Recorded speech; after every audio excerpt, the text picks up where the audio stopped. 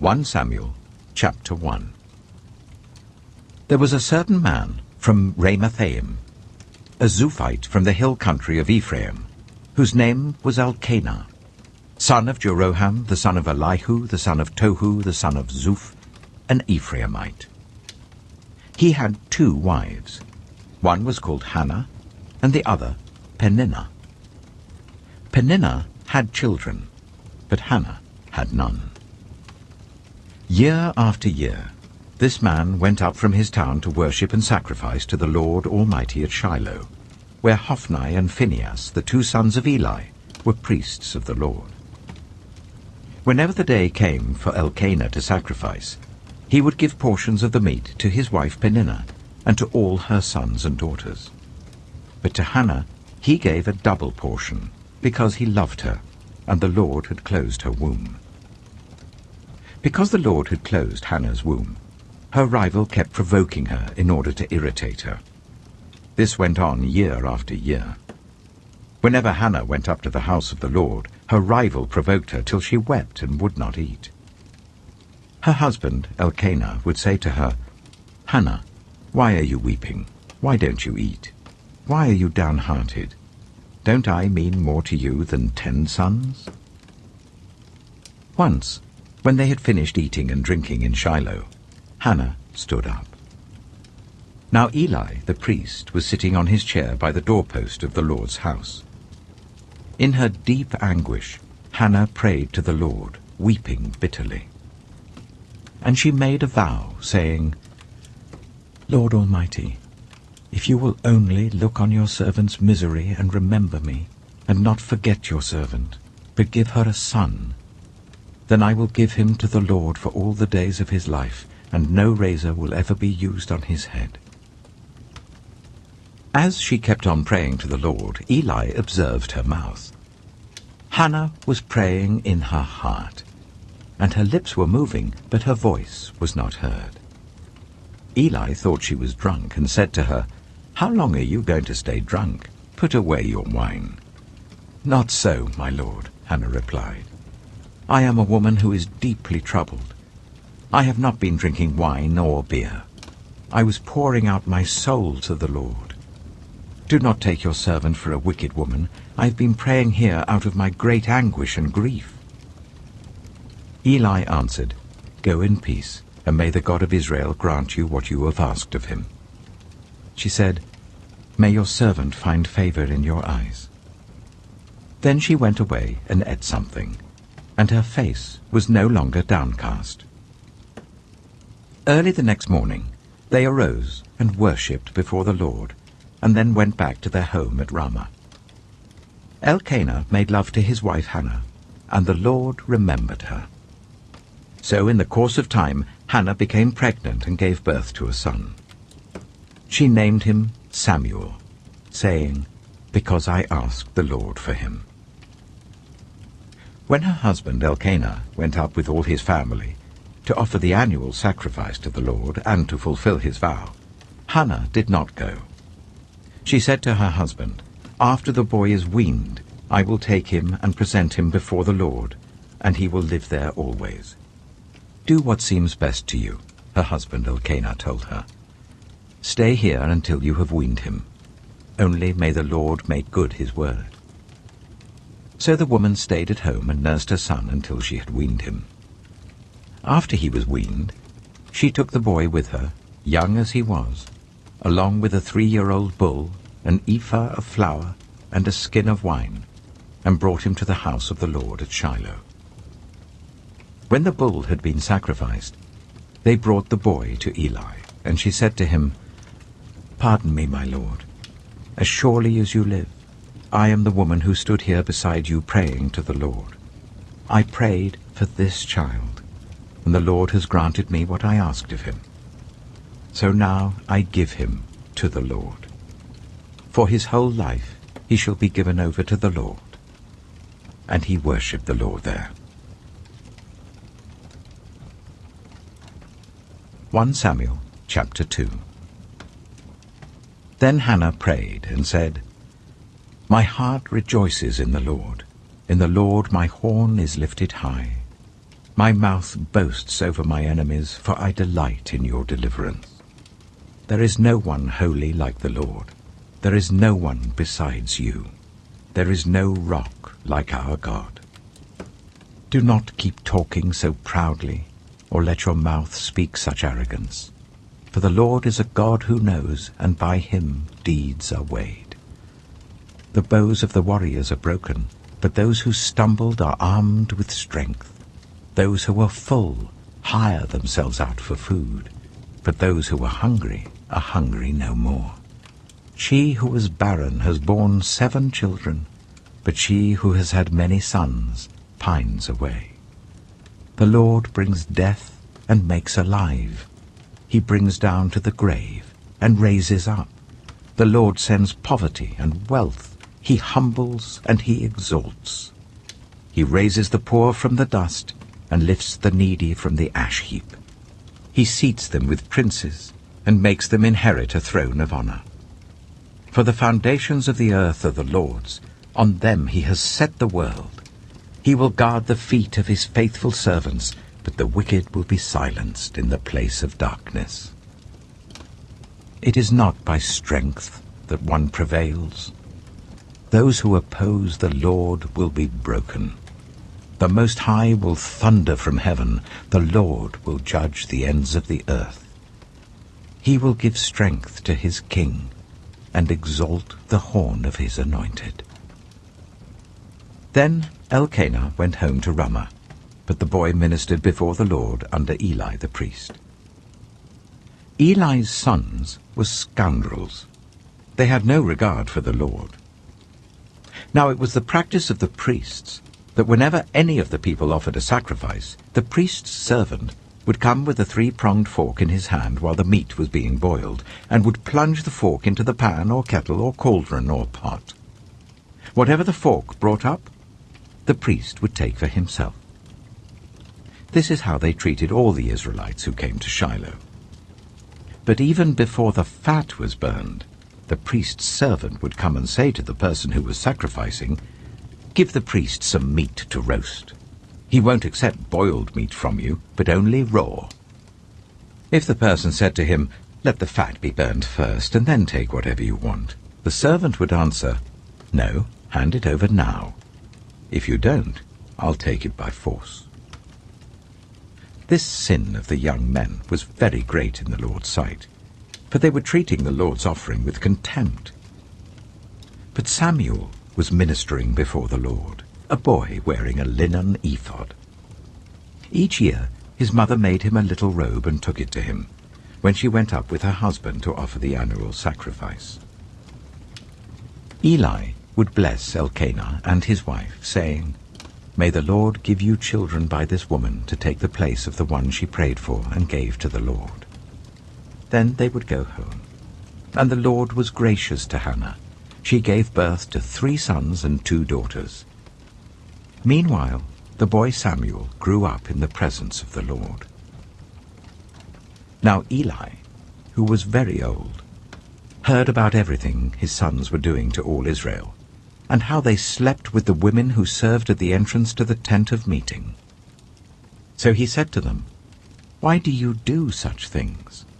I hear from all the people about these wicked deeds of yours. No, my sons, the report I hear spreading among the Lord's people is not good. If one person sins against another, God may mediate for the offender. But if anyone sins against the Lord, who will intercede for them?" His sons, however, did not listen to their father's rebuke, for it was the Lord's will to put them to death. And the boy Samuel continued to grow in stature and in favor with the Lord and with people. Now a man of God came to Eli and said to him, "This is what the Lord says. Did I not clearly reveal myself to your ancestors' family when they were in Egypt under Pharaoh? I chose your ancestor out of all the tribes of Israel to be my priest, to go up to my altar, to burn incense, and to wear an ephod in my presence. I also gave your ancestors' family all the food offerings presented by the Israelites. Why do you scorn my sacrifice and offering that I prescribed for my dwelling? Why do you honor your sons more than me, by fattening yourselves on the choice parts of every offering made by my people Israel? Therefore the Lord, the God of Israel, declares, I promised that members of your family would minister before me forever. But now the Lord declares, far be it from me. Those who honor me, I will honor, but those who despise me will be disdained. The time is coming when I will cut short your strength, and the strength of your priestly house, so that no one in it will reach old age, and you will see distress in my dwelling. Although good will be done to Israel, no one in your family line will ever reach old age. Every one of you that I do not cut off from serving at my altar, I will spare only to destroy your sight and sap your strength, and all your descendants will die in the prime of life. And what happens to your 2 sons, Hophni and Phinehas, will be assigned to you. They will both die on the same day. I will raise up for myself a faithful priest, who will do according to what is in my heart and mind. I will firmly establish his priestly house, and they will minister before my anointed one always. Then everyone left in your family line will come and bow down before him for a piece of silver and a loaf of bread, and plead, appoint me to some priestly office, so that I can have food to eat. 1 Samuel chapter 3. The boy Samuel ministered before the Lord under Eli. In those days the word of the Lord was rare. There were not many visions.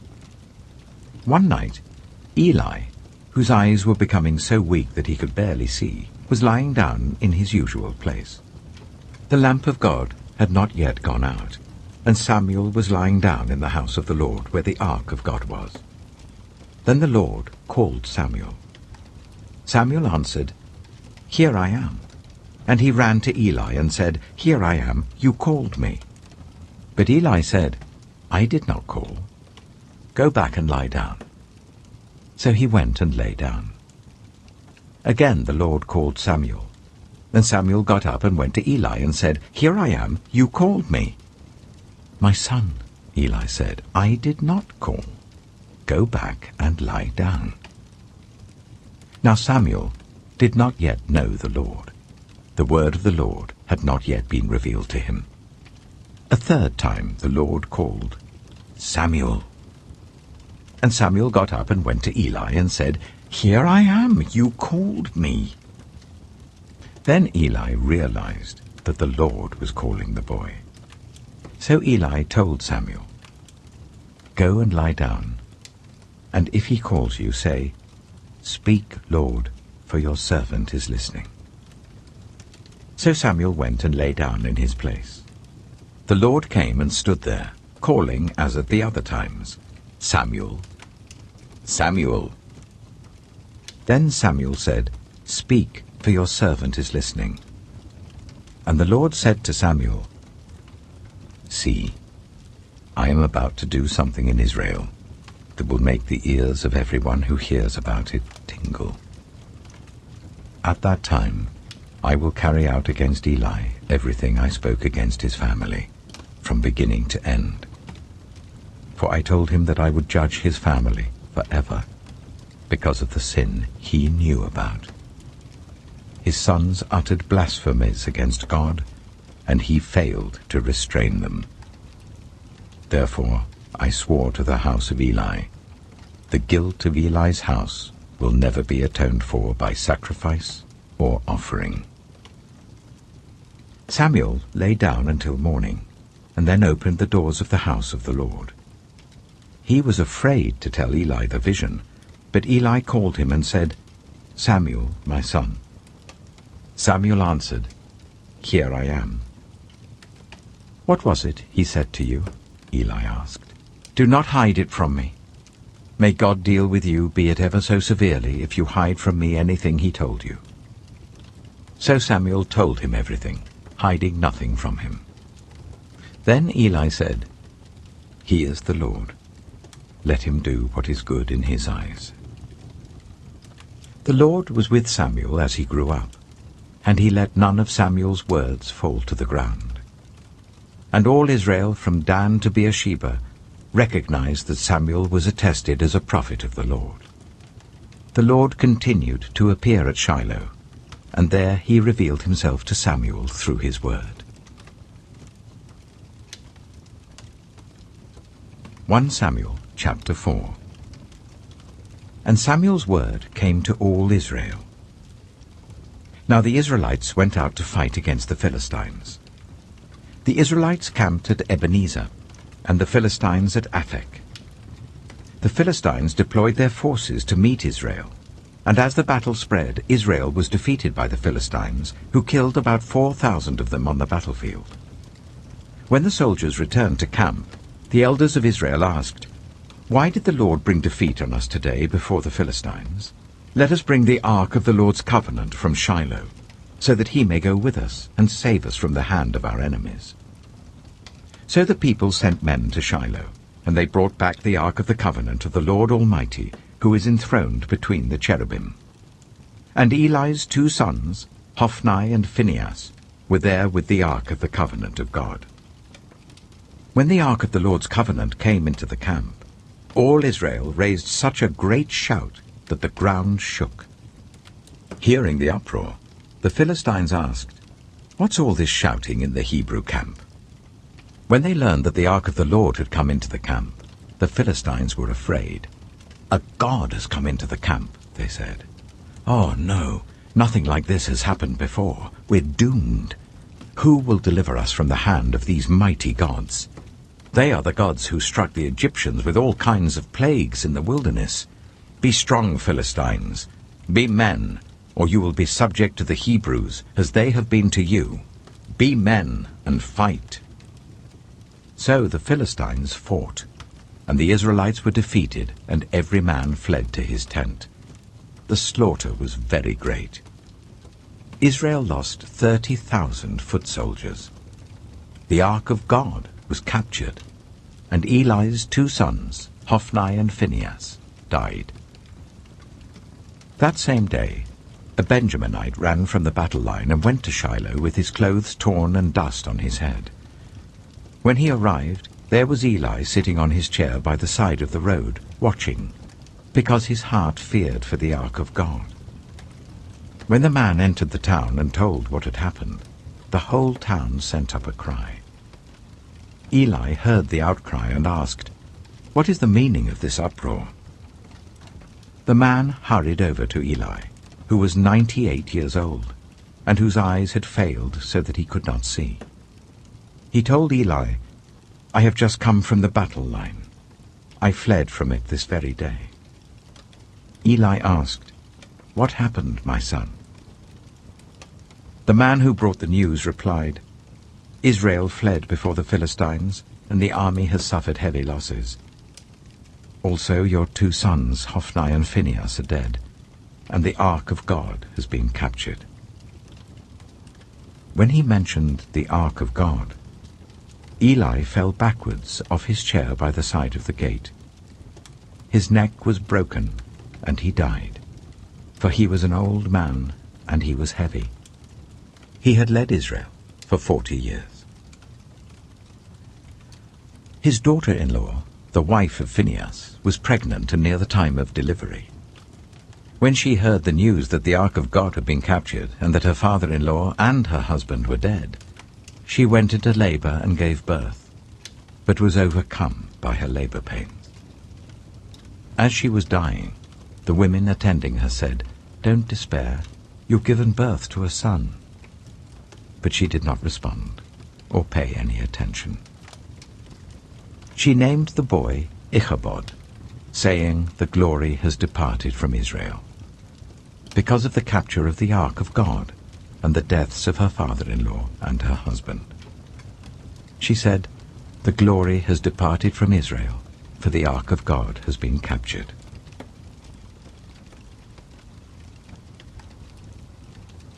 1 Samuel chapter 5. After the Philistines had captured the ark of God, they took it from Ebenezer to Ashdod. Then they carried the ark into Dagon's temple and set it beside Dagon. When the people of Ashdod rose early the next day, there was Dagon, fallen on his face on the ground before the ark of the Lord. They took Dagon and put him back in his place. But the following morning when they rose, there was Dagon, fallen on his face on the ground before the ark of the Lord. His head and hands had been broken off and were lying on the threshold. Only his body remained. That is why to this day neither the priests of Dagon nor any others who enter Dagon's temple at Ashdod step on the threshold. The Lord's hand was heavy on the people of Ashdod and its vicinity. He brought devastation on them and afflicted them with tumors.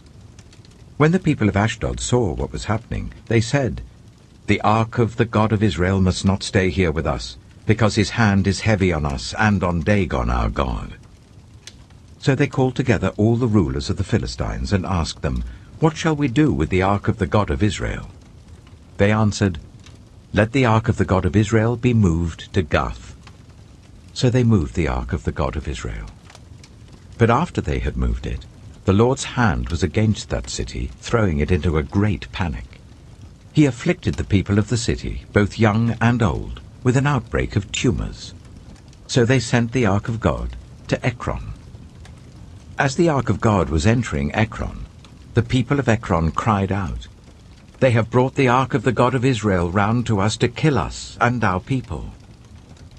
So they called together all the rulers of the Philistines and said, "Send the ark of the God of Israel away. Let it go back to its own place, or it will kill us and our people." For death had filled the city with panic. God's hand was very heavy on it. Those who did not die were afflicted with tumors, and the outcry of the city went up to heaven. 1 Samuel chapter 6. When the ark of the Lord had been in Philistine territory for 7 months, the Philistines called for the priests and the diviners, and said, "What shall we do with the ark of the Lord? Tell us how we should send it back to its place." They answered, "If you return the ark of the God of Israel, do not send it back to him without a gift. By all means send a guilt offering to him. Then you will be healed, and you will know why his hand has not been lifted from you." The Philistines asked, "What guilt offering should we send to him?" They replied, 5 gold tumors and 5 gold rats, according to the number of the Philistine rulers, because the same plague has struck both you and your rulers. Make models of the tumors and of the rats that are destroying the country, and give glory to Israel's God. Perhaps he will lift his hand from you and your gods and your land. Why do you harden your hearts, as the Egyptians and Pharaoh did? When Israel's God dealt harshly with them, did they not send the Israelites out, so that they could go on their way? Now then, get a new cart ready, with 2 cows that have calved and have never been yoked. Hitch the cows to the cart, but take their calves away and pen them up. Take the ark of the Lord and put it on the cart, and in a chest beside it put the gold objects you are sending back to him as a guilt offering. Send it on its way, but keep watching it. If it goes up to its own territory, towards Beth-Shemesh, then the Lord has brought this great disaster on us. But if it does not, then we shall know that it was not his hand that struck us, but that it happened to us by chance." So they did this. They took 2 such cows and hitched them to the cart and penned up their calves. They placed the ark of the Lord on the cart, and along with it the chest containing the gold rats and the models of the tumors. Then the cows went straight up towards Beth-Shemesh, keeping on the road and lowing all the way. They did not turn to the right or to the left. The rulers of the Philistines followed them as far as the border of Beth-Shemesh. Now the people of Beth-Shemesh were harvesting their wheat in the valley, and when they looked up and saw the ark, they rejoiced at the sight. The ark came to the field of Joshua of Beth-Shemesh, and there it stopped beside a large rock. The people chopped up the wood of the cart and sacrificed the cows as a burnt offering to the Lord. The Levites took down the ark of the Lord, together with the chest containing the gold objects, and placed them on the large rock. On that day, the people of Beth-shemesh offered burnt offerings and made sacrifices to the Lord. The 5 rulers of the Philistines saw all this, and then returned that same day to Ekron. These are the gold tumors the Philistines sent as a guilt offering to the Lord. 1 each for Ashdod, Gaza, Ashkelon, Gath, and Ekron. And the number of the gold rats was according to the number of Philistine towns belonging to the 5 rulers, the fortified towns with their country villages. The large rock on which the Levites set the ark of the Lord is a witness to this day in the field of Joshua of Beth-shemesh. But God struck down some of the inhabitants of Beth-shemesh, putting 70 of them to death, because they looked into the ark of the Lord. The people mourned because of the heavy blow the Lord had dealt them. And the people of Beth-shemesh asked, "Who can stand in the presence of the Lord, this holy God? To whom will the ark go up from here?" Then they sent messengers to the people of Kiriath-jearim, saying, "The Philistines have returned the ark of the Lord. Come down and take it up to your town." 1 Samuel chapter 7.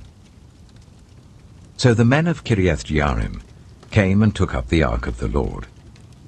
They brought it to Abinadab's house on the hill, and consecrated Eleazar his son to guard the ark of the Lord. The ark remained at Kiriath-jearim a long time, 20 years in all. Then all the people of Israel turned back to the Lord. So Samuel said to all the Israelites, "If you are returning to the Lord with all your hearts, then rid yourselves of the foreign gods and the Ashtoreths, and commit yourselves to the Lord and serve him only, and he will deliver you out of the hand of the Philistines." So the Israelites put away their Baals and Ashtoreths, and served the Lord only. Then Samuel said, "Assemble all Israel at Mizpah, and I will intercede with the Lord for you." When they had assembled at Mizpah, they drew water and poured it out before the Lord. On that day they fasted, and there they confessed, "We have sinned against the Lord." Now Samuel was serving as leader of Israel at Mizpah. When the Philistines heard that Israel had assembled at Mizpah, the rulers of the Philistines came up to attack them. When the Israelites heard of it, they were afraid because of the Philistines. They said to Samuel, "Do not stop crying out to the Lord our God for us, that he may rescue us from the hand of the Philistines." Then Samuel took a suckling lamb and sacrificed it as a whole burnt offering to the Lord. He cried out to the Lord on Israel's behalf, and the Lord answered him. While Samuel was sacrificing the burnt offering, the Philistines drew near to engage Israel in battle. But that day the Lord thundered with loud thunder against the Philistines, and threw them into such a panic that they were routed before the Israelites. The men of Israel rushed out of Mizpah and pursued the Philistines, slaughtering them along the way to a point below Beth-kar. Then Samuel took a stone and set it up between Mizpah and Shen. He named it Ebenezer, saying, "Thus far the Lord has helped us." So the Philistines were subdued, and they stopped invading Israel's territory. Throughout Samuel's lifetime, the hand of the Lord was against the Philistines. The towns from Ekron to Gath that the Philistines had captured from Israel were restored to Israel, and Israel delivered the neighboring territory from the hands of the Philistines, and there was peace between Israel and the Amorites. Samuel continued as Israel's leader all the days of his life. From year to year, he went on a circuit from Bethel to Gilgal to Mizpah, judging Israel in all those places. But he always went back to Ramah, where his home was, and there he also held court for Israel. And he built an altar there to the Lord. 1 Samuel chapter 8. When Samuel grew old, he appointed his sons as Israel's leaders. The name of his firstborn was Joel, and the name of his second was Abijah. and they served at Beersheba. But his sons did not follow his ways. They turned aside after dishonest gain, and accepted bribes, and perverted justice. So all the elders of Israel gathered together and came to Samuel at Ramah. They said to him, "You are old, and your sons do not follow your ways. Now appoint a king to lead us, such as all the other nations have." But when they said, "Give us a king to lead us," this displeased Samuel. So he prayed to the Lord. And the Lord told him, "Listen to all that the people are saying to you. It is not you they have rejected, but they have rejected me as their king, as they have done from the day I brought them up out of Egypt until this day, forsaking me and serving other gods. So they are doing to you. Now listen to them, but warn them solemnly, and let them know what the king who will reign over them will claim as his rights." Samuel told all the words of the Lord to the people who were asking him for a king. He said, "This is what the king who will reign over you will claim as his rights. He will take your sons and make them serve with his chariots and horses, and they will run in front of his chariots. Some he will assign to be commanders of thousands and commanders of 50s, and others to plough his ground and reap his harvest, and still others to make weapons of war and equipment for his chariots. He will take your daughters to be perfumers and cooks and bakers. He will take the best of your fields and vineyards and olive groves and give them to his attendants. He will take 1/10 of your grain and of your vintage and give it to his officials and attendants. Your male and female servants and the best of your cattle and donkeys he will take for his own use. He will take 1/10 of your flocks, and you yourselves will become his slaves.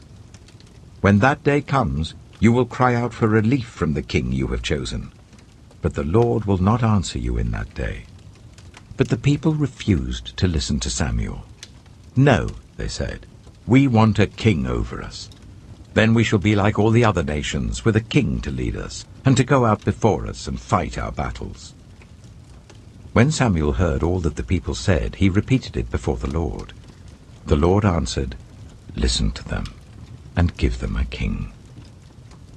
Then Samuel said to the Israelites, "Everyone go back to your own town."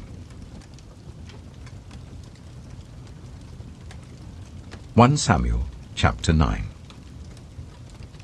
There was a Benjaminite, a man of standing, whose name was Kish, son of Abihail, the son of Zeror, the son of Bechorath, and the son of Aphiah of Benjamin. Kish had a son named Saul, as handsome a young man as could be found anywhere in Israel, and he was a head taller than anyone else. Now the donkeys belonging to Saul's father, Kish, were lost, and Kish said to his son Saul, "Take one of the servants with you and go and look for the donkeys." So he passed through the hill country of Ephraim and through the area around Shalisha, but they did not find them. They went on into the district of Shaalim, but the donkeys were not there. Then he passed through the territory of Benjamin, but they did not find them. When they reached the district of Zaph, Saul said to the servant who was with him, "Come, let's go back, or my father will stop thinking about the donkeys and start worrying about us." But the servant replied, "Look, in this town there is a man of God. He is highly respected, and everything he says comes true. Let's go there now. Perhaps he will tell us what way to take." Saul said to his servant, "If we go, what can we give the man? The food in our sacks is gone. We have no gift to take to the man of God. What do we have?" The servant answered him again. "Look," he said, "I have 1/4 of a shekel of silver. I will give it to the man of God, so that he will tell us what way to take." Formerly in Israel, if someone went to inquire of God, they would say, "Come, let us go to the seer," because the prophet of today used to be called a seer. "Good," Saul said to his servant. "Come, let's go." So they set out for the town where the man of God was. As they were going up the hill to the town, they met some young women coming out to draw water, and they asked them, "Is the seer here?" "He is," they answered. "He's ahead of you. Hurry now, he has just come to our town today, for the people have a sacrifice at the high place. As soon as you enter the town, you will find him before he goes up to the high place to eat. The people will not begin eating until he comes, because he must bless the sacrifice. Afterwards, those who are invited will eat. Go up now. You should find him about this time." They went up to the town, and as they were entering it, there was Samuel coming towards them on his way up to the high place. Now the day before Saul came, the Lord had revealed this to Samuel. "About this time tomorrow, I will send you a man from the land of Benjamin. Anoint him ruler over my people Israel. He will deliver them from the hand of the Philistines. I have looked on my people, for their cry has reached me." When Samuel caught sight of Saul, the Lord said to him, "This is the man I spoke to you about. He will govern my people." Saul approached Samuel in the gateway and asked, "Would you please tell me where the seer's house is?" "I am the seer," Samuel replied. "Go up ahead of me to the high place, for today you are to eat with me, and in the morning I will send you on your way and will tell you all that is in your heart. As for the donkeys you lost 3 days ago, do not worry about them. They have been found. And to whom is all the desire of Israel turned, if not to you and your whole family line?" Saul answered, "But am I not a Benjaminite, from the smallest tribe of Israel? And is not my clan the least of all the clans of the tribe of Benjamin? Why do you say such a thing to me?" Then Samuel brought Saul and his servant into the hall, and seated them at the head of those who were invited, about 30 in number. Samuel said to the cook, "Bring the piece of meat I gave you, the one I told you to lay aside." So the cook took up the thigh with what was on it, and set it in front of Saul. Samuel said, "Here is what has been kept for you. Eat, because it was set aside for you for this occasion, from the time I said, 'I have invited guests.'" And Saul dined with Samuel that day. After they came down from the high place to the town, Samuel talked with Saul on the roof of his house. They rose about daybreak, and Samuel called to Saul on the roof, "Get ready, and I will send you on your way." When Saul got ready, he and Samuel went outside together. As they were going down to the edge of the town, Samuel said to Saul, "Tell the servant to go on ahead of us." And the servant did so. "But you stay here for a while, so that I may give you a message from God." 1 Samuel chapter 10. Then Samuel took a flask of olive oil, and poured it on Saul's head, and kissed him, saying, "Has not the Lord anointed you ruler over his inheritance? When you leave me today, you will meet 2 men near Rachel's tomb at Zelzah, on the border of Benjamin. They will say to you, 'The donkeys you set out to look for have been found.' And now your father has stopped thinking about them and is worried about you. He is asking, 'What shall I do about my son?' Then you will go on from there until you reach the great tree of Tabor. 3 men going up to worship God at Bethel will meet you there. One will be carrying 3 young goats, another 3 loaves of bread, and another a skin of wine. They will greet you and offer you 2 loaves of bread, which you will accept from them. After that, you will go to Gibeah of God, where there is a Philistine outpost. As you approach the town, you will meet a procession of prophets coming down from the high place, with lyres, tambourines, pipes, and harps being played before them, and they will be prophesying. The Spirit of the Lord will come powerfully upon you, and you will prophesy with them, and you will be changed into a different person. Once these signs are fulfilled, do whatever your hand finds to do, for God is with you. Go down ahead of me to Gilgal. I will surely come down to you to sacrifice burnt offerings and fellowship offerings. But you must wait 7 days until I come to you and tell you what you are to do." As Saul turned to leave Samuel, God changed Saul's heart, and all these signs were fulfilled that day. When he and his servant arrived at Gibeah, a procession of prophets met him. The Spirit of God came powerfully upon him, and he joined in their prophesying. When all those who had formerly known him saw him prophesying with the prophets, they asked each other, "What is this that has happened to the son of Kish? Is Saul also among the prophets?" A man who lived there answered, "And who is their father?" So it became a saying, "Is Saul also among the prophets?" After Saul stopped prophesying, he went to the high place. Now Saul's uncle asked him and his servant, "Where have you been?"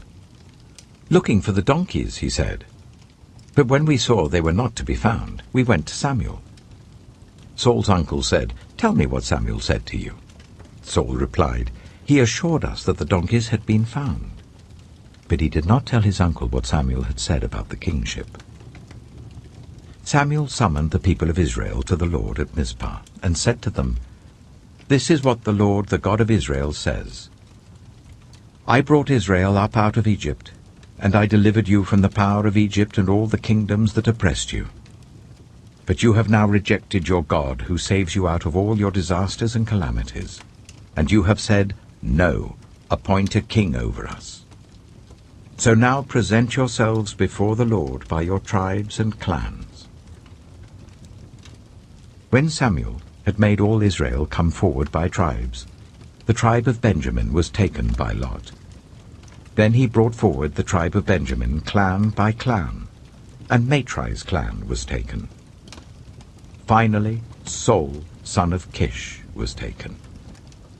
But when they looked for him, he was not to be found. So they inquired further of the Lord, "Has the man come here yet?" And the Lord said, "Yes, he has hidden himself among the supplies." They ran and brought him out, and as he stood among the people, he was a head taller than any of the others. Samuel said to all the people, "Do you see the man the Lord has chosen? There is no one like him among all the people."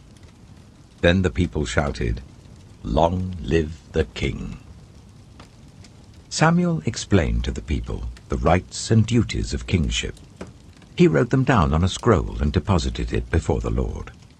Then Samuel dismissed the people to go to their own homes. Saul also went to his home in Gibeah, accompanied by valiant men whose hearts God had touched. But some scoundrels said, "How can this fellow save us?" They despised him and brought him no gifts, but Saul kept silent. 1 Samuel chapter 11. Nahash the Ammonite went up and besieged Jabesh-Gilead. And all the men of Jabesh said to him, "Make a treaty with us, and we will be subject to you." But Nahash the Ammonite replied, "I will make a treaty with you only on the condition that I gouge out the right eye of every one of you, and so bring disgrace on all Israel."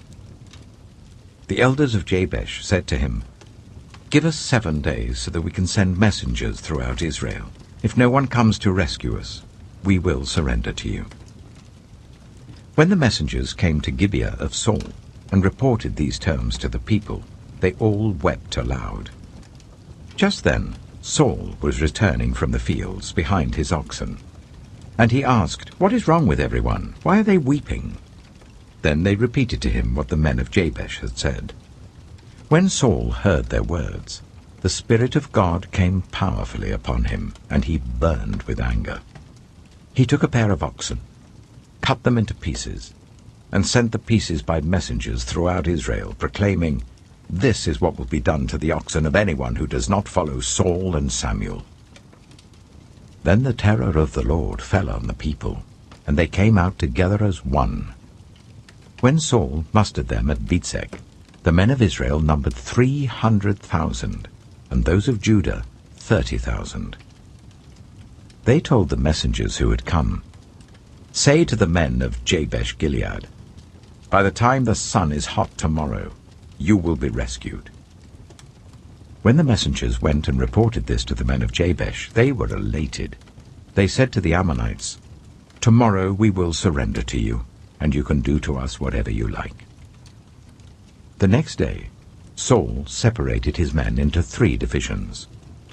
During the last watch of the night, they broke into the camp of the Ammonites and slaughtered them until the heat of the day. Those who survived were scattered, so that no 2 of them were left together. The people then said to Samuel, who was it that asked, shall Saul reign over us? Turn these men over to us, so that we may put them to death. But Saul said, no one will be put to death today, for this day the Lord has rescued Israel. Then Samuel said to the people, come, let us go to Gilgal, and there renew the kingship.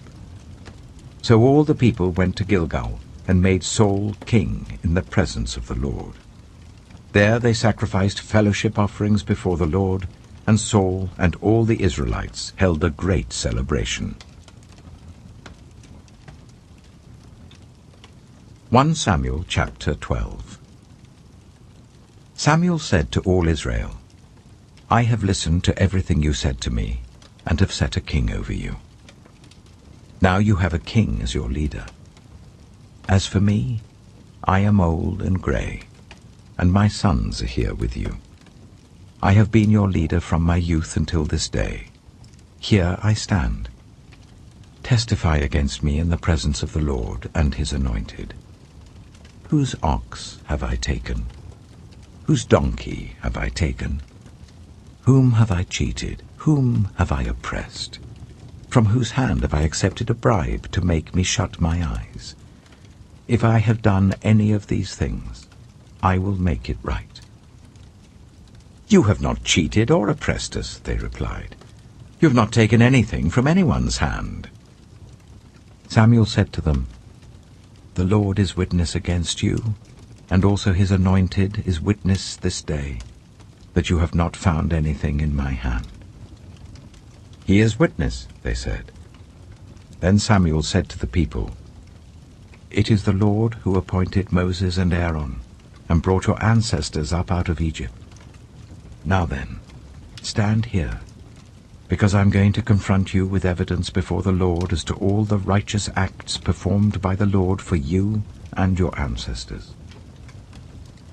After Jacob entered Egypt, they cried to the Lord for help, and the Lord sent Moses and Aaron, who brought your ancestors out of Egypt and settled them in this place. But they forgot the Lord their God. So he sold them into the hands of Sisera, the commander of the army of Hazor, and into the hands of the Philistines and the king of Moab, who fought against them. They cried out to the Lord and said, we have sinned. We have forsaken the Lord and served the Baals and the Ashtoreths. But now deliver us from the hands of our enemies, and we will serve you. Then the Lord sent Jerubbaal, Barak, Jephthah, and Samuel, and he delivered you from the hands of your enemies all around you, so that you lived in safety. But when you saw that Nahash, king of the Ammonites, was moving against you, you said to me, no, we want a king to rule over us, even though the Lord your God was your king. Now, here is the king you have chosen, the one you asked for. See, the Lord has set a king over you. If you fear the Lord and serve and obey him and do not rebel against his commands, and if both you and the king who reigns over you follow the Lord your God, good. But if you do not obey the Lord, and if you rebel against his commands, his hand will be against you as it was against your ancestors. Now then, stand still and see this great thing the Lord is about to do before your eyes. Is not wheat harvest now? I will call on the Lord to send thunder and rain, and you will realize what an evil thing you did in the eyes of the Lord when you asked for a king." Then Samuel called on the Lord, and that same day the Lord sent thunder and rain. So all the people stood in awe of the Lord and of Samuel. The people all said to Samuel, "Pray to the Lord your God for your servants, so that we will not die. For we have added to all our other sins the evil of asking for a king." "Do not be afraid," Samuel replied. "You have done all this evil. Yet do not turn away from the Lord, but serve the Lord with all your heart. Do not turn away after useless idols. They can do you no good, nor can they rescue you, because they are useless. For the sake of his great name, the Lord will not reject his people, because the Lord was pleased to make you his own. As for me, far be it from me that I should sin against the Lord by failing to pray for you. And I will teach you the way that is good and right. But be sure to fear the Lord and serve him faithfully with all your heart. Consider what great things he has done for you. Yet, if you persist in doing evil, both you and your king will perish."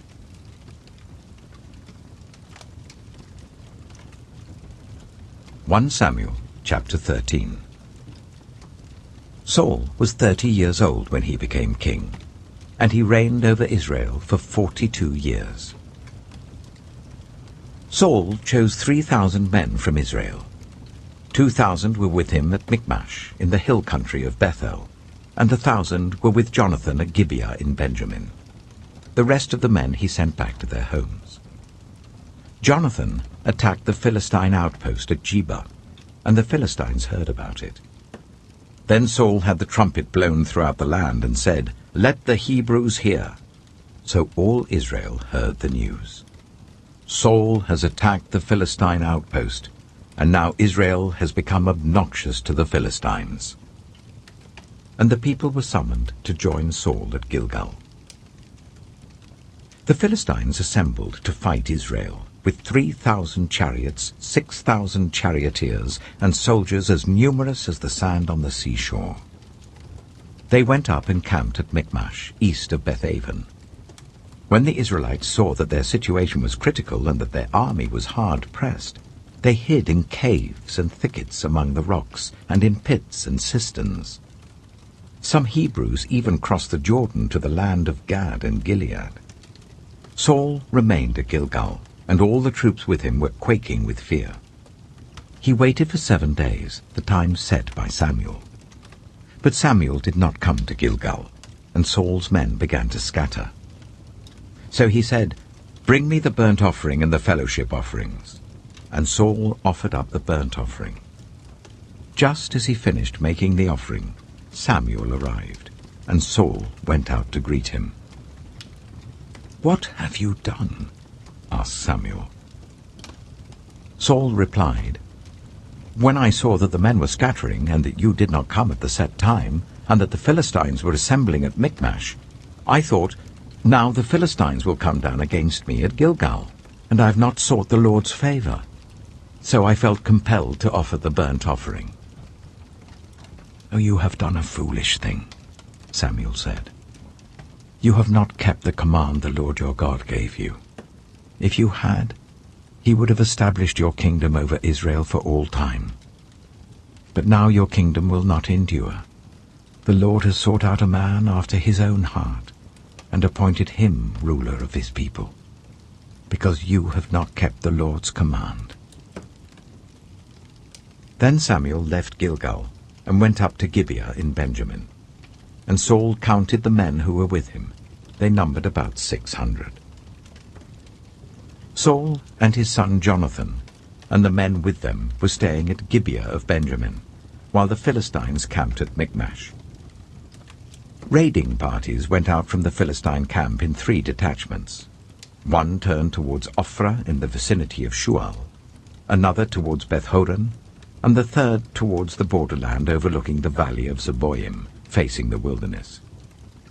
Not a blacksmith could be found in the whole land of Israel, because the Philistines had said, otherwise the Hebrews will make swords and spears." So all Israel went down to the Philistines to have their plowshares, mattocks, axes, and sickles sharpened. The price was 2/3 of a shekel for sharpening plowshares and mattocks, and 1/3 of a shekel for sharpening forks and axes, and for repointing goads. So on the day of the battle, not a soldier with Saul and Jonathan had a sword or spear in his hand. Only Saul and his son Jonathan had them. Now a detachment of Philistines had gone out to the pass at Michmash.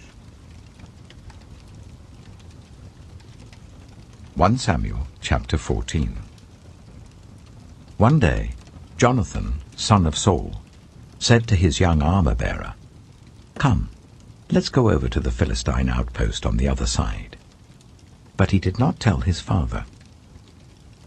Saul was staying on the outskirts of Gibeah, under a pomegranate tree in Migron. With him were about 600 men, among whom was Ahijah, who was wearing an ephod.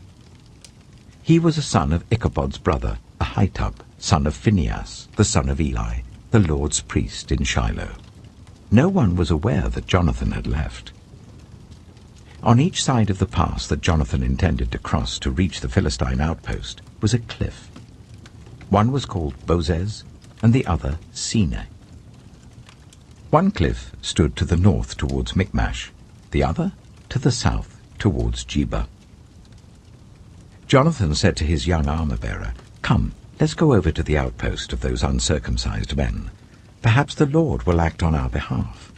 Nothing can hinder the Lord from saving, whether by many or by few." "Do all that you have in mind," his armor-bearer said. "Go ahead. I am with you, heart and soul." Jonathan said, "Come on then. We will cross over towards them and let them see us. If they say to us, 'Wait there until we come to you,' we will stay where we are and not go up to them.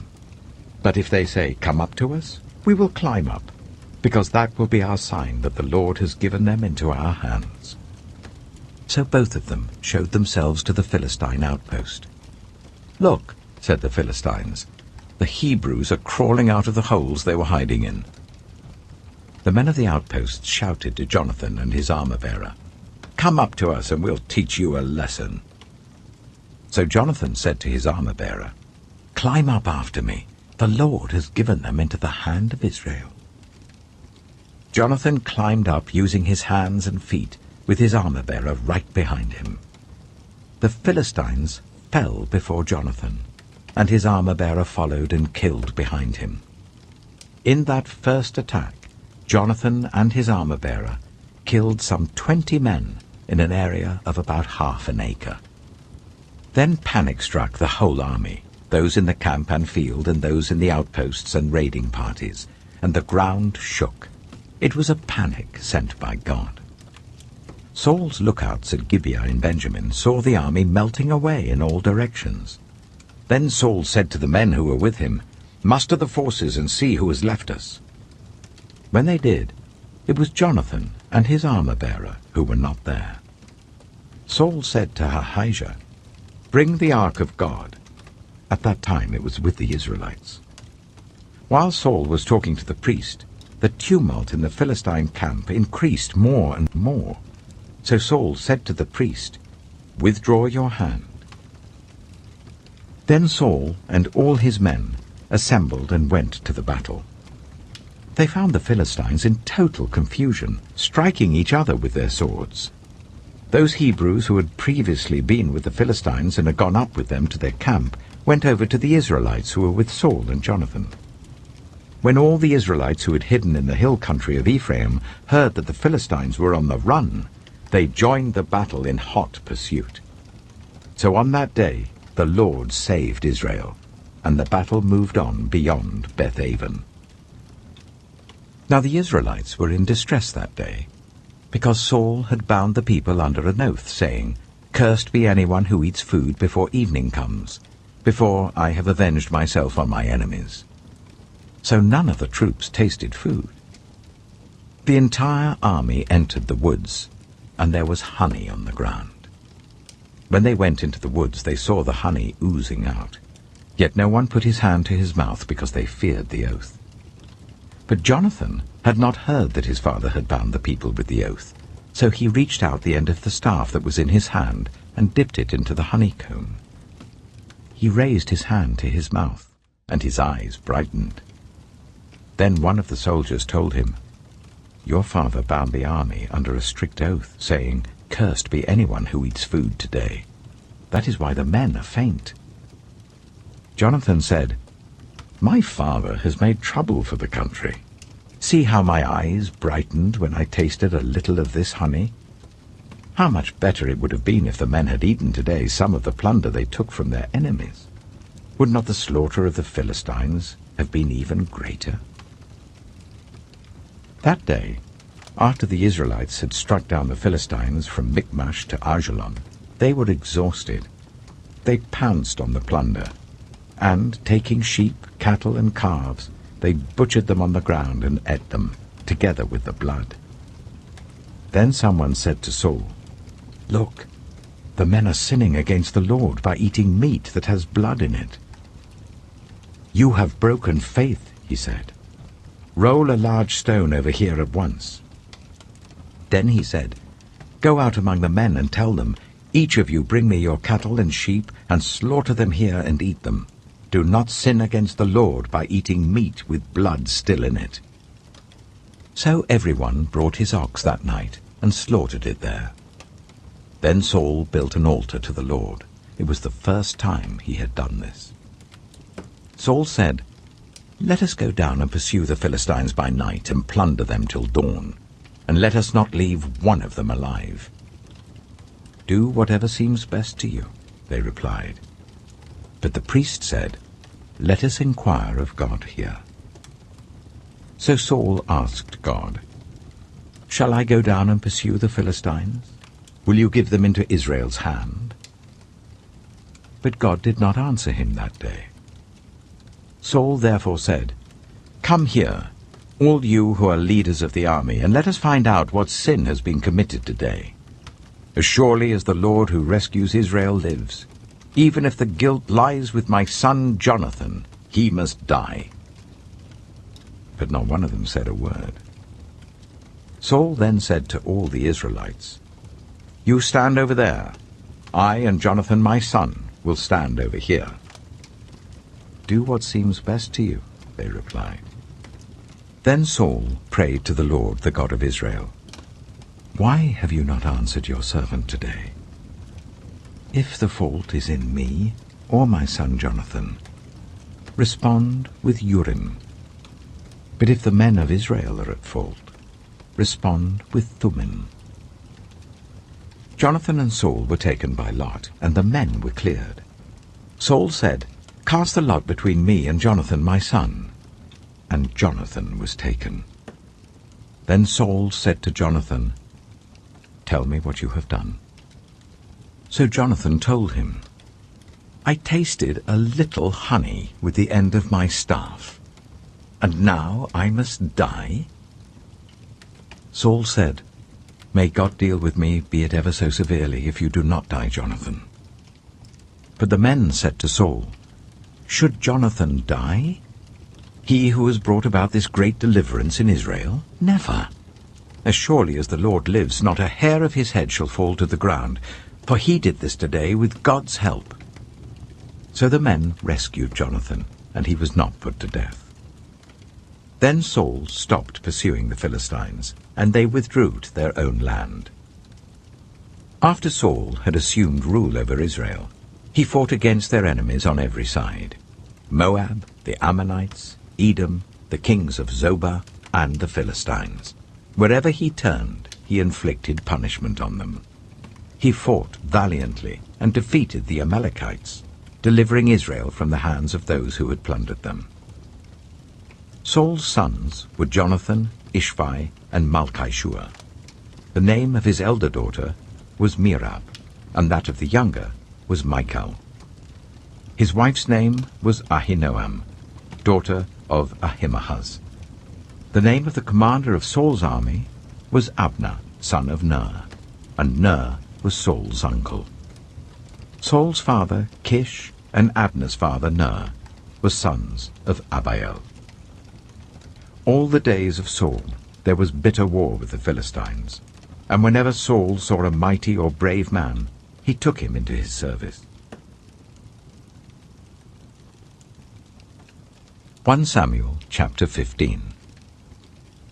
Samuel said to Saul, I am the one the Lord sent to anoint you king over his people Israel. So listen now to the message from the Lord. This is what the Lord Almighty says. I will punish the Amalekites for what they did to Israel when they waylaid them as they came up from Egypt. Now go, attack the Amalekites, and totally destroy all that belongs to them. Do not spare them. Put to death men and women, children and infants, cattle and sheep, camels and donkeys. So Saul summoned the men and mustered them at Telaim, 200,000 foot soldiers and 10,000 from Judah. Saul went to the city of Amalek and set an ambush in the ravine. Then he said to the Kenites, Go away, leave the Amalekites, so that I do not destroy you along with them. For you showed kindness to all the Israelites when they came up out of Egypt. So the Kenites moved away from the Amalekites. Then Saul attacked the Amalekites all the way from Havilah to Shur, near the eastern border of Egypt. He took Agag, king of the Amalekites, alive, and all his people he totally destroyed with the sword. But Saul and the army spared Agag, and the best of the sheep and cattle, the fat calves and lambs, everything that was good. These they were unwilling to destroy completely, but everything that was despised and weak they totally destroyed. Then the word of the Lord came to Samuel. I regret that I have made Saul king, because he has turned away from me and has not carried out my instructions. Samuel was angry, and he cried out to the Lord all that night. Early in the morning, Samuel got up and went to meet Saul, but he was told, Saul has gone to Carmel. There he has set up a monument in his own honor, and has turned and gone on down to Gilgal. When Samuel reached him, Saul said, The Lord bless you. I have carried out the Lord's instructions. But Samuel said, What then is this bleating of sheep in my ears? What is this lowing of cattle that I hear? Saul answered, The soldiers brought them from the Amalekites. They spared the best of the sheep and cattle to sacrifice to the Lord your God, but we totally destroyed the rest. Enough, Samuel said to Saul. Let me tell you what the Lord said to me last night. Tell me, Saul replied. Samuel said, Although you were once small in your own eyes, did you not become the head of the tribes of Israel? The Lord anointed you king over Israel, and he sent you on a mission, saying, Go and completely destroy those wicked people, the Amalekites. Wage war against them until you have wiped them out. Why did you not obey the Lord? Why did you pounce on the plunder and do evil in the eyes of the Lord? But I did obey the Lord, Saul said. I went on the mission the Lord assigned me. I completely destroyed the Amalekites and brought back Agag, their king. The soldiers took sheep and cattle from the plunder, the best of what was devoted to God, in order to sacrifice them to the Lord your God at Gilgal. But Samuel replied, Does the Lord delight in burnt offerings and sacrifices as much as in obeying the Lord? To obey is better than sacrifice, and to heed is better than the fat of rams. For rebellion is like the sin of divination, and arrogance like the evil of idolatry. Because you have rejected the word of the Lord, he has rejected you as king. Then Saul said to Samuel, I have sinned. I violated the Lord's command and your instructions. I was afraid of the men, and so I gave in to them. Now I beg you, forgive my sin and come back with me, so that I may worship the Lord. But Samuel said to him, I will not go back with you. You have rejected the word of the Lord, and the Lord has rejected you as king over Israel." As Samuel turned to leave, Saul caught hold of the hem of his robe, and it tore. Samuel said to him, "The Lord has torn the kingdom of Israel from you today, and has given it to one of your neighbors, to one better than you. He who is the glory of Israel does not lie or change his mind, for he is not a human being that he should change his mind." Saul replied, "I have sinned, but please honor me before the elders of my people and before Israel. Come back with me so that I may worship the Lord your God." So Samuel went back with Saul, and Saul worshipped the Lord. Then Samuel said, "Bring me Agag, king of the Amalekites." Agag came to him in chains, and he thought, "Surely the bitterness of death is past." But Samuel said, "As your sword has made women childless, so will your mother be childless among women." And Samuel put Agag to death before the Lord at Gilgal. Then Samuel left for Ramah, but Saul went up to his home in Gibeah of Saul. Until the day Samuel died, he did not go to see Saul again, though Samuel mourned for him. And the Lord regretted that he had made Saul king over Israel. 1 Samuel chapter 16.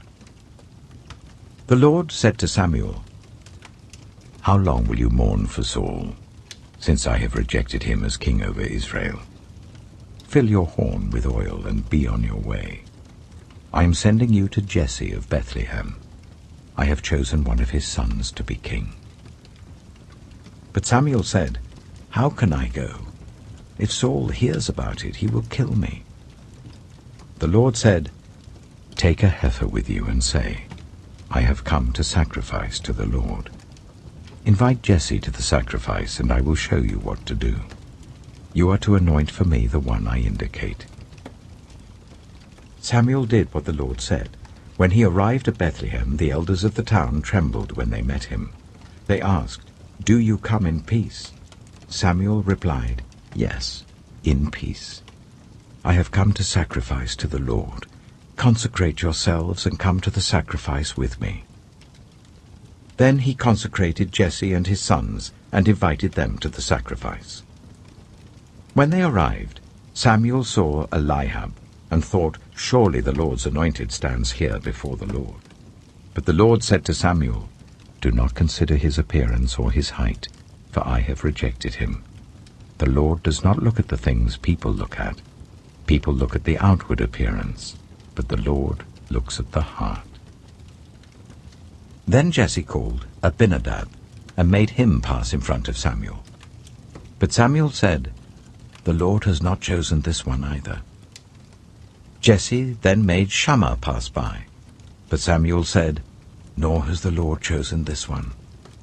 Jesse made 7 of his sons pass before Samuel, but Samuel said to him, "The Lord has not chosen these." So he asked Jesse, "Are these all the sons you have?" "There is still the youngest," Jesse answered. "He's tending the sheep." Samuel said, "Send for him. We will not sit down until he arrives." So he sent for him and had him brought in. He was glowing with health and had a fine appearance and handsome features.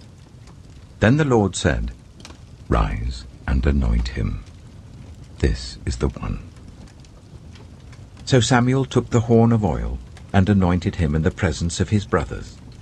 And from that day on, the Spirit of the Lord came powerfully upon David. Samuel then went to Ramah.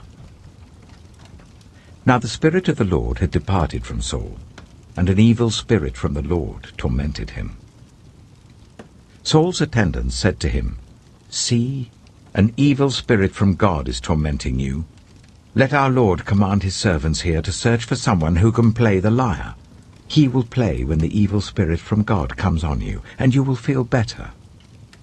So Saul said to his attendants, "Find someone who plays well and bring him to me." One of the servants answered, "I've seen a son of Jesse of Bethlehem who knows how to play the lyre. He is a brave man and a warrior. He speaks well and is a fine-looking man, and the Lord is with him." Then Saul sent messengers to Jesse and said, "Send me your son David, who is with the sheep." So Jesse took a donkey loaded with bread, a skin of wine, and a young goat, and sent them with his son David to Saul. David came to Saul and entered his service. Saul liked him very much, and David became one of his armor-bearers. Then Saul sent word to Jesse, saying, "Allow David to remain in my service, for I am pleased with him." Whenever the Spirit from God came on Saul, David would take up his lyre and play. Then relief would come to Saul. He would feel better, and the evil spirit would leave him. 1 Samuel chapter 17. Now the Philistines gathered their forces for war and assembled at Sokoh in Judah. They pitched camp at Ephes-dammim, between Sokoh and Azekah. Saul and the Israelites assembled and camped in the valley of Elah, and drew up their battle line to meet the Philistines. The Philistines occupied one hill, and the Israelites another, with the valley between them. A champion named Goliath, who was from Gath, came out of the Philistine camp. His height was 6 cubits and a span. He had a bronze helmet on his head, and wore a coat of scale armor of bronze weighing 5,000 shekels. On his legs he wore bronze greaves, and a bronze javelin was slung on his back. His spear shaft was like a weaver's rod, and its iron point weighed 600 shekels. His shield-bearer went ahead of him. Goliath stood and shouted to the ranks of Israel, "Why do you come out and line up for battle? Am I not a Philistine, and are you not the servants of Saul? Choose a man and let him come down to me. If he is able to fight and kill me, we will become your subjects. But if I overcome him and kill him, you will become our subjects and serve us." Then the Philistine said, "This day I defy the armies of Israel. Give me a man and let us fight each other." On hearing the Philistines' words, Saul and all the Israelites were dismayed and terrified. Now David was the son of an Ephrathite named Jesse, who was from Bethlehem in Judah. Jesse had 8 sons, and in Saul's time he was very old. Jesse's 3 eldest sons had followed Saul to the war. The firstborn was Eliab, the second Abinadab, and the third Shammah. David was the youngest. The 3 eldest followed Saul, but David went back and forth from Saul to tend his father's sheep at Bethlehem. For 40 days the Philistine came forward every morning and evening and took his stand. Now Jesse said to his son David, "Take this ephah of roasted grain and these 10 loaves of bread for your brothers and hurry to their camp. Take along these 10 cheeses to the commander of their unit. See how your brothers are, and bring back some assurance from them. They are with Saul and all the men of Israel in the valley of Elah, fighting against the Philistines." Early in the morning, David left the flock in the care of a shepherd, loaded up and set out as Jesse had directed. He reached the camp as the army was going out to its battle positions, shouting the war cry. Israel and the Philistines were drawing up their lines facing each other. David left his things with the keeper of supplies, ran to the battle lines, and asked his brothers how they were. As he was talking with them, Goliath, the Philistine champion from Gath, stepped out from his lines and shouted his usual defiance, and David heard it. Whenever the Israelites saw the man, they all fled from him in great fear. Now the Israelites had been saying, "Do you see how this man keeps coming out? He comes out to defy Israel. The king will give great wealth to the man who kills him. He will also give him his daughter in marriage, and will exempt his family from taxes in Israel." David asked the men standing near him, "What will be done for the man who kills this Philistine and removes this disgrace from Israel?" Who is this uncircumcised Philistine that he should defy the armies of the living God?" They repeated to him what they had been saying, and told him, "This is what will be done for the man who kills him." When Eliab, David's eldest brother, heard him speaking with the men, he burned with anger at him and asked, "Why have you come down here? And with whom did you leave those few sheep in the wilderness? I know how conceited you are and how wicked your heart is. You came down only to watch the battle." "Now what have I done?" said David. "Can't I even speak?" He then turned away to someone else and brought up the same matter, and the men answered him as before. What David said was overheard and reported to Saul, and Saul sent for him. David said to Saul, "Let no one lose heart on account of this Philistine. Your servant will go and fight him." Saul replied, "You are not able to go out against this Philistine and fight him. You're only a young man, and he has been a warrior from his youth." But David said to Saul, "Your servant has been keeping his father's sheep. When a lion or a bear came and carried off a sheep from the flock, I went after it, struck it, and rescued the sheep from its mouth. When it turned on me, I seized it by its hair, struck it, and killed it. Your servant has killed both the lion and the bear. This uncircumcised Philistine will be like one of them, because he has defied the armies of the living God.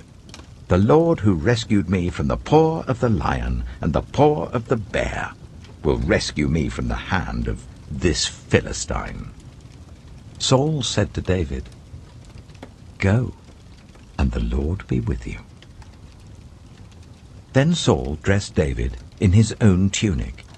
He put a coat of armor on him and a bronze helmet on his head. David fastened on his sword over the tunic and tried walking around because he was not used to them. "I cannot go in these," he said to Saul, "because I'm not used to them." So he took them off. Then he took his staff in his hand, chose 5 smooth stones from the stream, put them in the pouch of his shepherd's bag, and with his sling in his hand, approached the Philistine. Meanwhile, the Philistine, with his shield-bearer in front of him, kept coming closer to David. He looked David over and saw that he was little more than a boy, glowing with health and handsome, and he despised him. He said to David, "Am I a dog, that you come at me with sticks?" And the Philistine cursed David by his gods. "Come here," he said, "and I'll give your flesh to the birds and the wild animals." David said to the Philistine, "You come against me with sword and spear and javelin, but I come against you in the name of the Lord Almighty, the God of the armies of Israel, whom you have defied. This day the Lord will deliver you into my hands, and I'll strike you down and cut off your head. This very day I will give the carcasses of the Philistine army to the birds and the wild animals, and the whole world will know that there is a God in Israel. All those gathered here will know that it is not by sword or spear that the Lord saves, for the battle is the Lord's, and he will give all of you into our hands." As the Philistine moved closer to attack him, David ran quickly towards the battle line to meet him. Reaching into his bag and taking out a stone, he slung it and struck the Philistine on the forehead. The stone sank into his forehead, and he fell face down on the ground. So David triumphed over the Philistine with a sling and a stone. Without a sword in his hand, he struck down the Philistine and killed him. David ran and stood over him. He took hold of the Philistine's sword and drew it from the sheath. After he killed him, he cut off his head with the sword. When the Philistines saw that their hero was dead, they turned and ran. Then the men of Israel and Judah surged forward with a shout and pursued the Philistines to the entrance of Gath and to the gates of Ekron.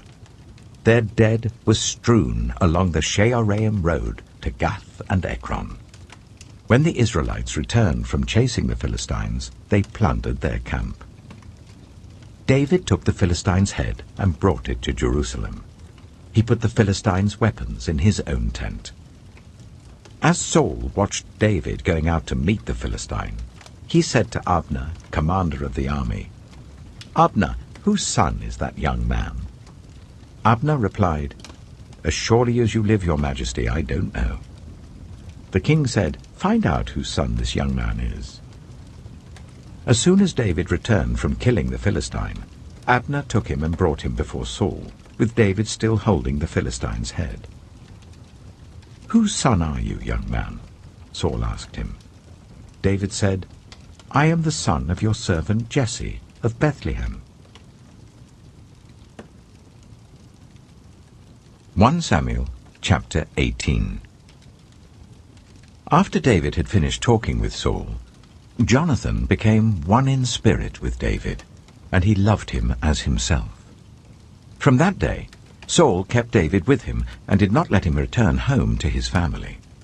And Jonathan made a covenant with David because he loved him as himself.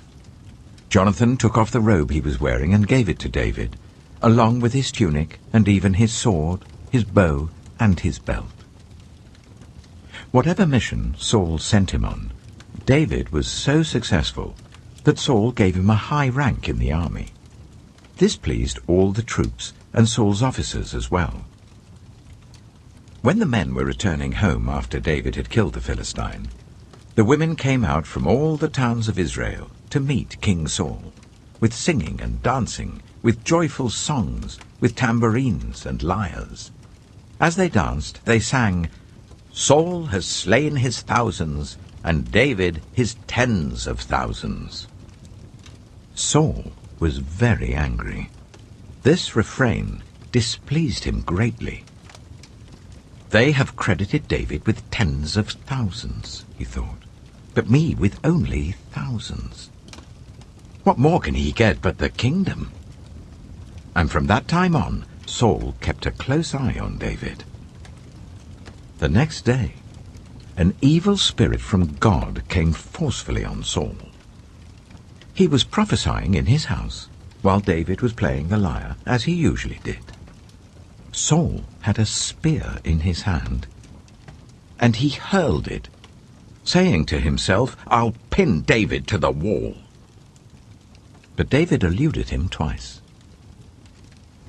Saul was afraid of David, because the Lord was with David, but had departed from Saul. So he sent David away from him, and gave him command over 1,000 men. And David led the troops in their campaigns. In everything he did, he had great success, because the Lord was with him. When Saul saw how successful he was afraid of him. But all Israel and Judah loved David, because he led them in their campaigns. Saul said to David, "Here is my elder daughter, Merab. I will give her to you in marriage. Only serve me bravely and fight the battles of the Lord." For Saul said to himself, "I will not raise a hand against him. Let the Philistines do that." But David said to Saul, "Who am I, and what is my family or my clan in Israel, that I should become the king's son-in-law?"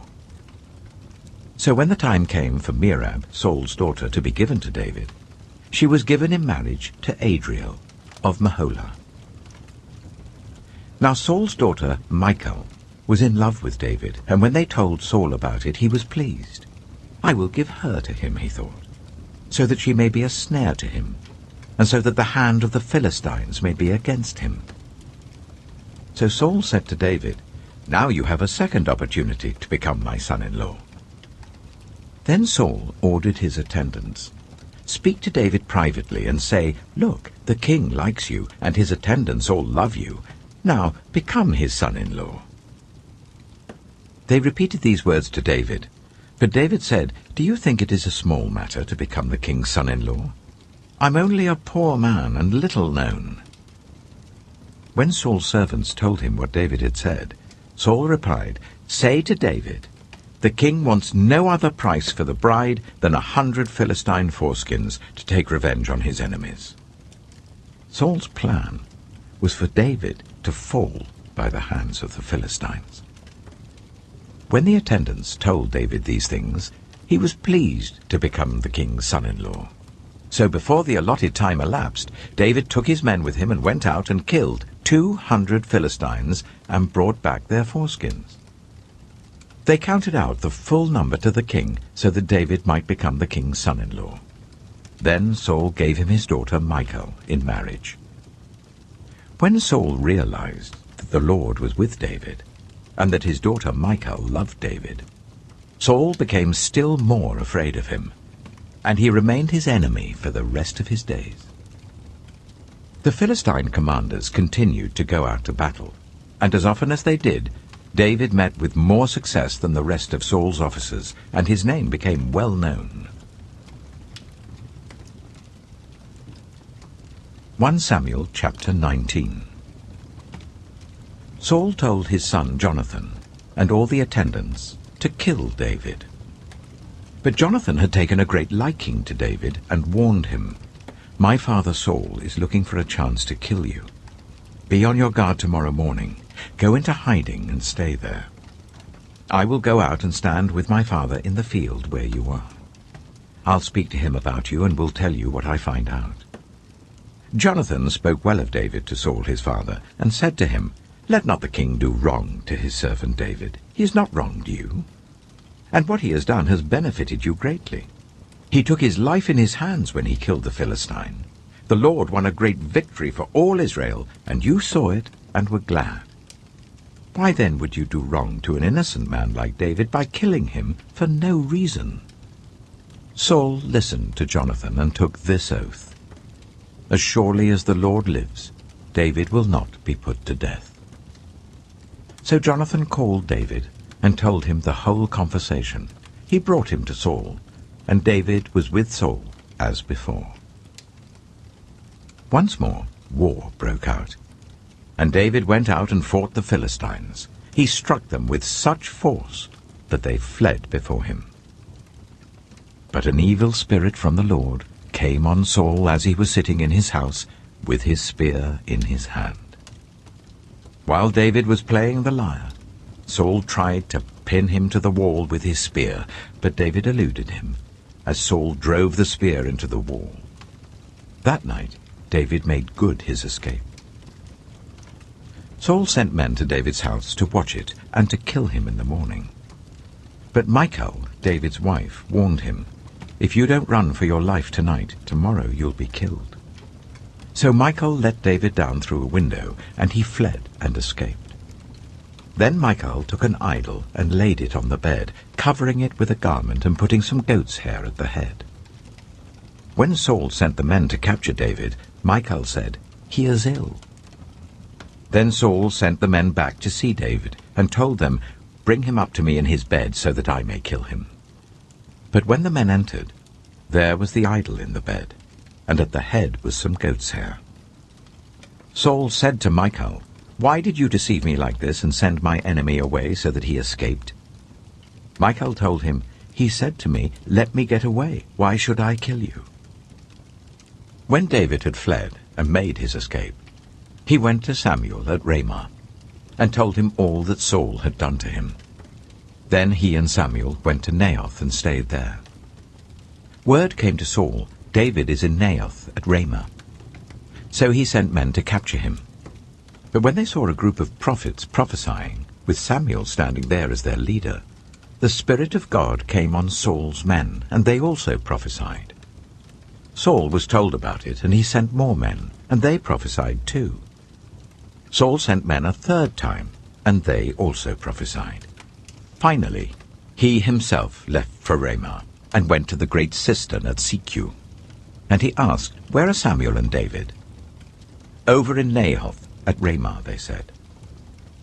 So Saul went to Naioth at Ramah, but the Spirit of God came even on him.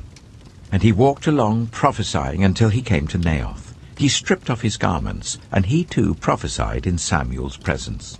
He lay naked all that day and all that night. That is why people say, Is Saul also among the prophets? 1 Samuel chapter 20. Then David fled from Naioth at Ramah, and went to Jonathan and asked, "What have I done? What is my crime? How have I wronged your father, that he is trying to kill me?" "Never," Jonathan replied. "You're not going to die. Look, my father doesn't do anything, great or small, without letting me know. Why should he hide this from me? It isn't so." But David took an oath and said, "Your father knows very well that I have found favor in your eyes. And he has said to himself, 'Jonathan must not know this, or he will be grieved.' Yet as surely as the Lord lives and as you live, there is only a step between me and death." Jonathan said to David, "Whatever you want me to do, I'll do for you." So David said, "Look, tomorrow is the new moon feast, and I am supposed to dine with the king. But let me go and hide in the field until the evening of the day after tomorrow.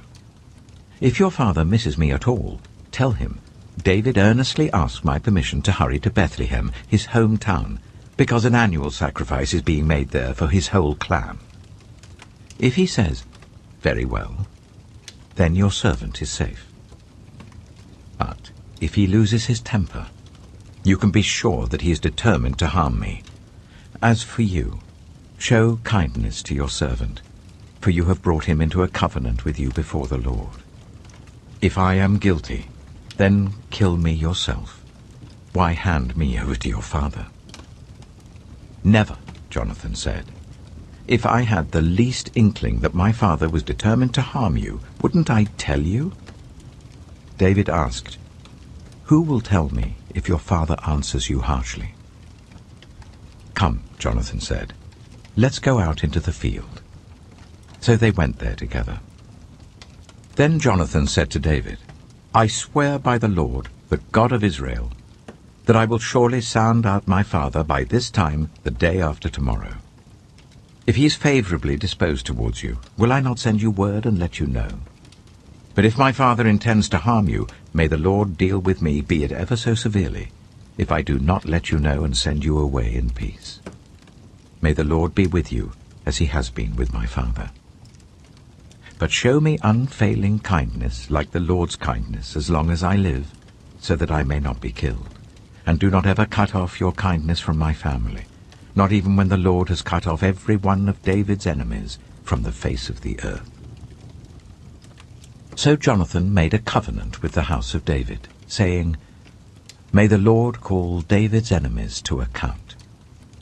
And Jonathan made David reaffirm his oath out of love for him, because he loved him as he loved himself. Then Jonathan said to David, "Tomorrow is the new moon feast. You will be missed, because your seat will be empty. The day after tomorrow, towards evening, go to the place where you hid when this trouble began, and wait by the stone easel. I will shoot 3 arrows to the side of it, as though I were shooting at a target. Then I will send a boy, and say, 'Go find the arrows.' If I say to him, 'Look, the arrows are on this side of you, bring them here,' then come, because as surely as the Lord lives, you are safe, there is no danger. But if I say to the boy, 'Look, the arrows are beyond you,' then you must go, because the Lord has sent you away. And about the matter you and I discussed, remember, the Lord is witness between you and me forever." So David hid in the field. And when the new moon feast came, the king sat down to eat. He sat in his customary place by the wall, opposite Jonathan, and Abner sat next to Saul, but David's place was empty. Saul said nothing that day, for he thought something must have happened to David to make him ceremonially unclean. Surely he is unclean. But the next day, the 2nd day of the month, David's place was empty again. Then Saul said to his son Jonathan, "Why hasn't the son of Jesse come to the meal, either yesterday or today?" Jonathan answered, "David earnestly asked me for permission to go to Bethlehem. He said, 'Let me go because our family is observing a sacrifice in the town, and my brother has ordered me to be there. If I have found favor in your eyes, let me go to see my brothers. That is why he has not come to the king's table." Saul's anger flared up at Jonathan, and he said to him, "You son of a perverse and rebellious woman! Don't I know that you have sided with the son of Jesse to your own shame, and to the shame of the mother who bore you? As long as the son of Jesse lives on this earth, neither you nor your kingdom will be established. Now send someone to bring him to me, for he must die." "Why should he be put to death? What has he done?" Jonathan asked his father. But Saul hurled his spear at him to kill him. Then Jonathan knew that his father intended to kill David. Jonathan got up from the table in fierce anger. On that second day of the feast he did not eat, because he was grieved at his father's shameful treatment of David. In the morning, Jonathan went out to the field for his meeting with David. He had a small boy with him, and he said to the boy, "Run and find the arrows I shoot." As the boy ran, he shot an arrow beyond him.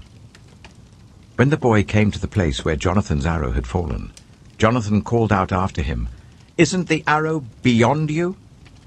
Then he shouted, "Hurry! Go quickly! Don't stop!"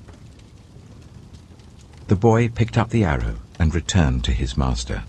The boy knew nothing about all this, only Jonathan and David knew. Then Jonathan gave his weapons to the boy and said, "Go, carry them back to town." After the boy had gone, David got up from the south side of the stone and bowed down before Jonathan 3 times, with his face to the ground. Then they kissed each other and wept together. But David wept the most. Jonathan said to David, "Go in peace, for we have sworn friendship with each other in the name of the Lord, saying, 'The Lord is witness between you and me, and between your descendants and my descendants forever.'" Then David left, and Jonathan went back to the town. 1 Samuel chapter 21. David went to Nob, to Ahimelech the priest. Ahimelech trembled when he met him and asked, "Why are you alone? Why is no one with you?" David answered Ahimelech the priest, "The king sent me on a mission and said to me, 'No one is to know anything about the mission I'm sending you on. As for my men, I've told them to meet me at a certain place. Now then, what have you to hand? Give me 5 loaves of bread, or whatever you can find.' But the priest answered David, 'I don't have any ordinary bread to hand. However, there is some consecrated bread here, provided the men have kept themselves from women.' David replied, 'Indeed, women have been kept from us, as usual whenever I set out. The men's bodies are holy even on missions that are not holy. How much more so today?' So the priest gave him the consecrated bread, since there was no bread there except the bread of the presence that had been removed from before the Lord and replaced by hot bread on the day it was taken away. Now one of Saul's servants was there that day, detained before the Lord. He was Doeg, the Edomite, Saul's chief shepherd. David asked Ahimelech, "Don't you have a spear or sword here?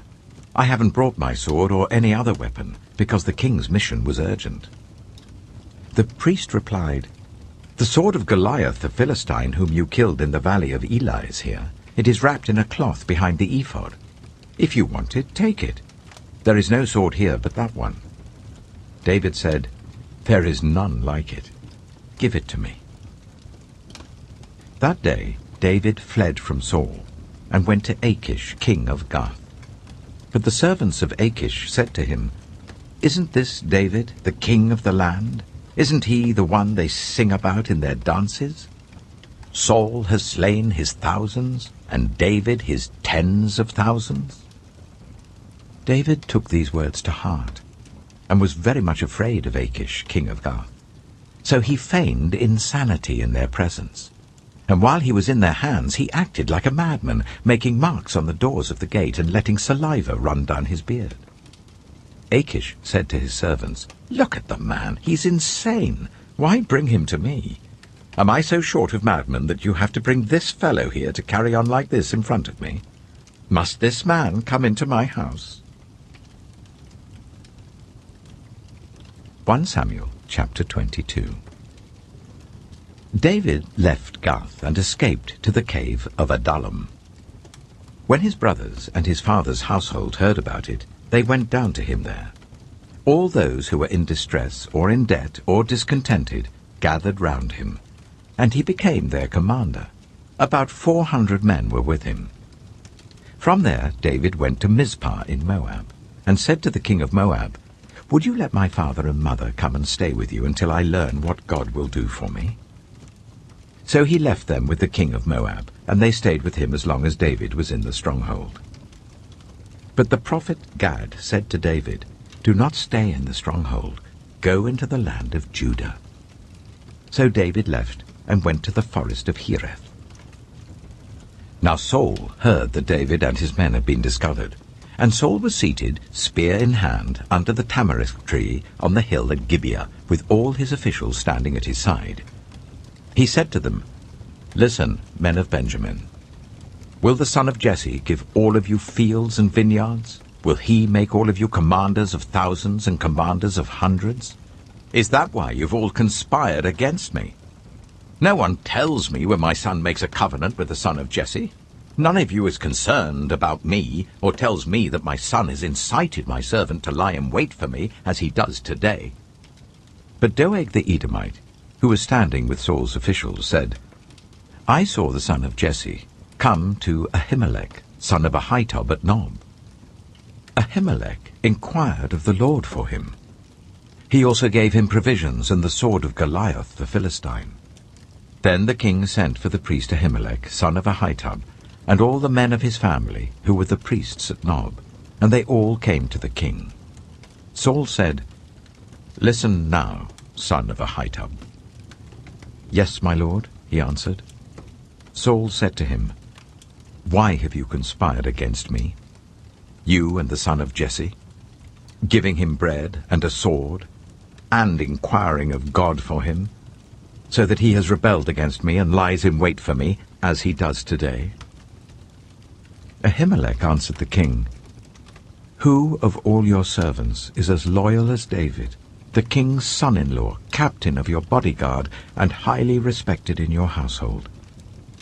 Was that day the first time I inquired of God for him? Of course not. Let not the king accuse your servant or any of his father's family, for your servant knows nothing at all about this whole affair." But the king said, "You shall surely die, Ahimelech, you and your whole family." Then the king ordered the guards at his side, "Turn and kill the priests of the Lord, because they too have sided with David. They knew he was fleeing, yet they did not tell me." But the king's officials were unwilling to raise a hand to strike the priests of the Lord. The king then ordered Doeg, "You turn and strike down the priests." So Doeg the Edomite turned and struck them down. That day he killed 85 men who wore the linen ephod. He also put to the sword Nob, the town of the priests, with its men and women, its children and infants, and its cattle, donkeys, and sheep. But one son of Ahimelech, son of Ahitub, named Abiathar, escaped and fled to join David. He told David that Saul had killed the priests of the Lord. Then David said to Abiathar, "That day, when Doeg the Edomite was there, I knew he would be sure to tell Saul. I am responsible for the death of your whole family. Stay with me, don't be afraid. The man who wants to kill you is trying to kill me too. You will be safe with me." 1 Samuel chapter 23. When David was told, "Look, the Philistines are fighting against Keilah and are looting the threshing floors," he inquired of the Lord, saying, "Shall I go and attack these Philistines?" The Lord answered him, "Go, attack the Philistines, and save Keilah." But David's men said to him, "Here in Judah we are afraid. How much more then if we go to Keilah against the Philistine forces?" Once again David inquired of the Lord, and the Lord answered him, "Go down to Keilah, for I am going to give the Philistines into your hand." So David and his men went to Keilah, fought the Philistines and carried off their livestock. He inflicted heavy losses on the Philistines and saved the people of Keilah. Now Abiathar, son of Ahimelech, had brought the ephod down with him when he fled to David at Keilah. Saul was told that David had gone to Keilah, and he said, "God has delivered him into my hands, for David has imprisoned himself by entering a town with gates and bars." And Saul called up all his forces for battle, to go down to Keilah to besiege David with his men. When David learned that Saul was plotting against him, he said to Abiathar the priest, "Bring the ephod." David said, "Lord God of Israel, your servant has heard definitely that Saul plans to come to Keilah and destroy the town on account of me. Will the citizens of Keilah surrender me to him? Will Saul come down as your servant has heard? Lord God of Israel, tell your servant." And the Lord said, "He will." Again David asked, "Will the citizens of Keilah surrender me and my men to Saul?" And the Lord said, "They will." So David and his men, about 600 in number, left Keilah and kept moving from place to place. When Saul was told that David had escaped from Keilah, he did not go there. David stayed in the wilderness strongholds and in the hills of the desert of Ziph. Day after day Saul searched for him, but God did not give David into his hands. While David was at Horesh, in the desert of Ziph, he learned that Saul had come out to take his life, and Saul's son Jonathan went to David at Horesh and helped him to find strength in God. "Don't be afraid," he said. "My father Saul will not lay a hand on you. You shall be king over Israel, and I will be second to you. Even my father Saul knows this." The two of them made a covenant before the Lord. Then Jonathan went home, but David remained at Horesh. The Ziphites went up to Saul at Gibeah and said, "Is not David hiding among us in the strongholds at Horesh, on the hill of Keilah, south of Jeshimon? Now, your majesty, come down whenever it pleases you to do so, and we will be responsible for giving him into your hands." Saul replied, "The Lord bless you for your concern for me. Go and get more information. Find out where David usually goes and who has seen him there. They tell me he's very crafty. Find out about all the hiding places he uses and come back to me with definite information. Then I will go with you. If he is in the area, I will track him down among all the clans of Judah." So they set out and went to Ziph, ahead of Saul. Now David and his men were in the desert of Maon, in the Arabah south of Jeshimon. Saul and his men began to search, and when David was told about it, he went down to the rock and stayed in the desert of Maon. When Saul heard this, he went into the desert of Maon in pursuit of David. Saul was going along one side of the mountain, and David and his men were on the other side, hurrying to get away from Saul. As Saul and his forces were closing in on David and his men to capture them, a messenger came to Saul, saying, "Come quickly, the Philistines are raiding the land." Then Saul broke off his pursuit of David and went to meet the Philistines. That is why they call this place Selah Hamalakoth. And David went up from there and lived in the strongholds of En-gedi. 1 Samuel chapter 24. After Saul returned from pursuing the Philistines, he was told, "David is in the desert of En-gedi." So Saul took 3,000 able young men from all Israel and set out to look for David and his men near the crags of the wild goats. He came to the sheepfolds along the way. A cave was there, and Saul went in to relieve himself. David and his men were far back in the cave. The men said, "This is the day the Lord spoke of when he said to you, I will give your enemy into your hands for you to deal with as you wish." Then David crept up unnoticed and cut off a corner of Saul's robe. Afterwards, David was conscience-stricken for having cut off a corner of his robe. He said to his men, "The Lord forbid that I should do such a thing to my master, the Lord's anointed, or lay my hand on him.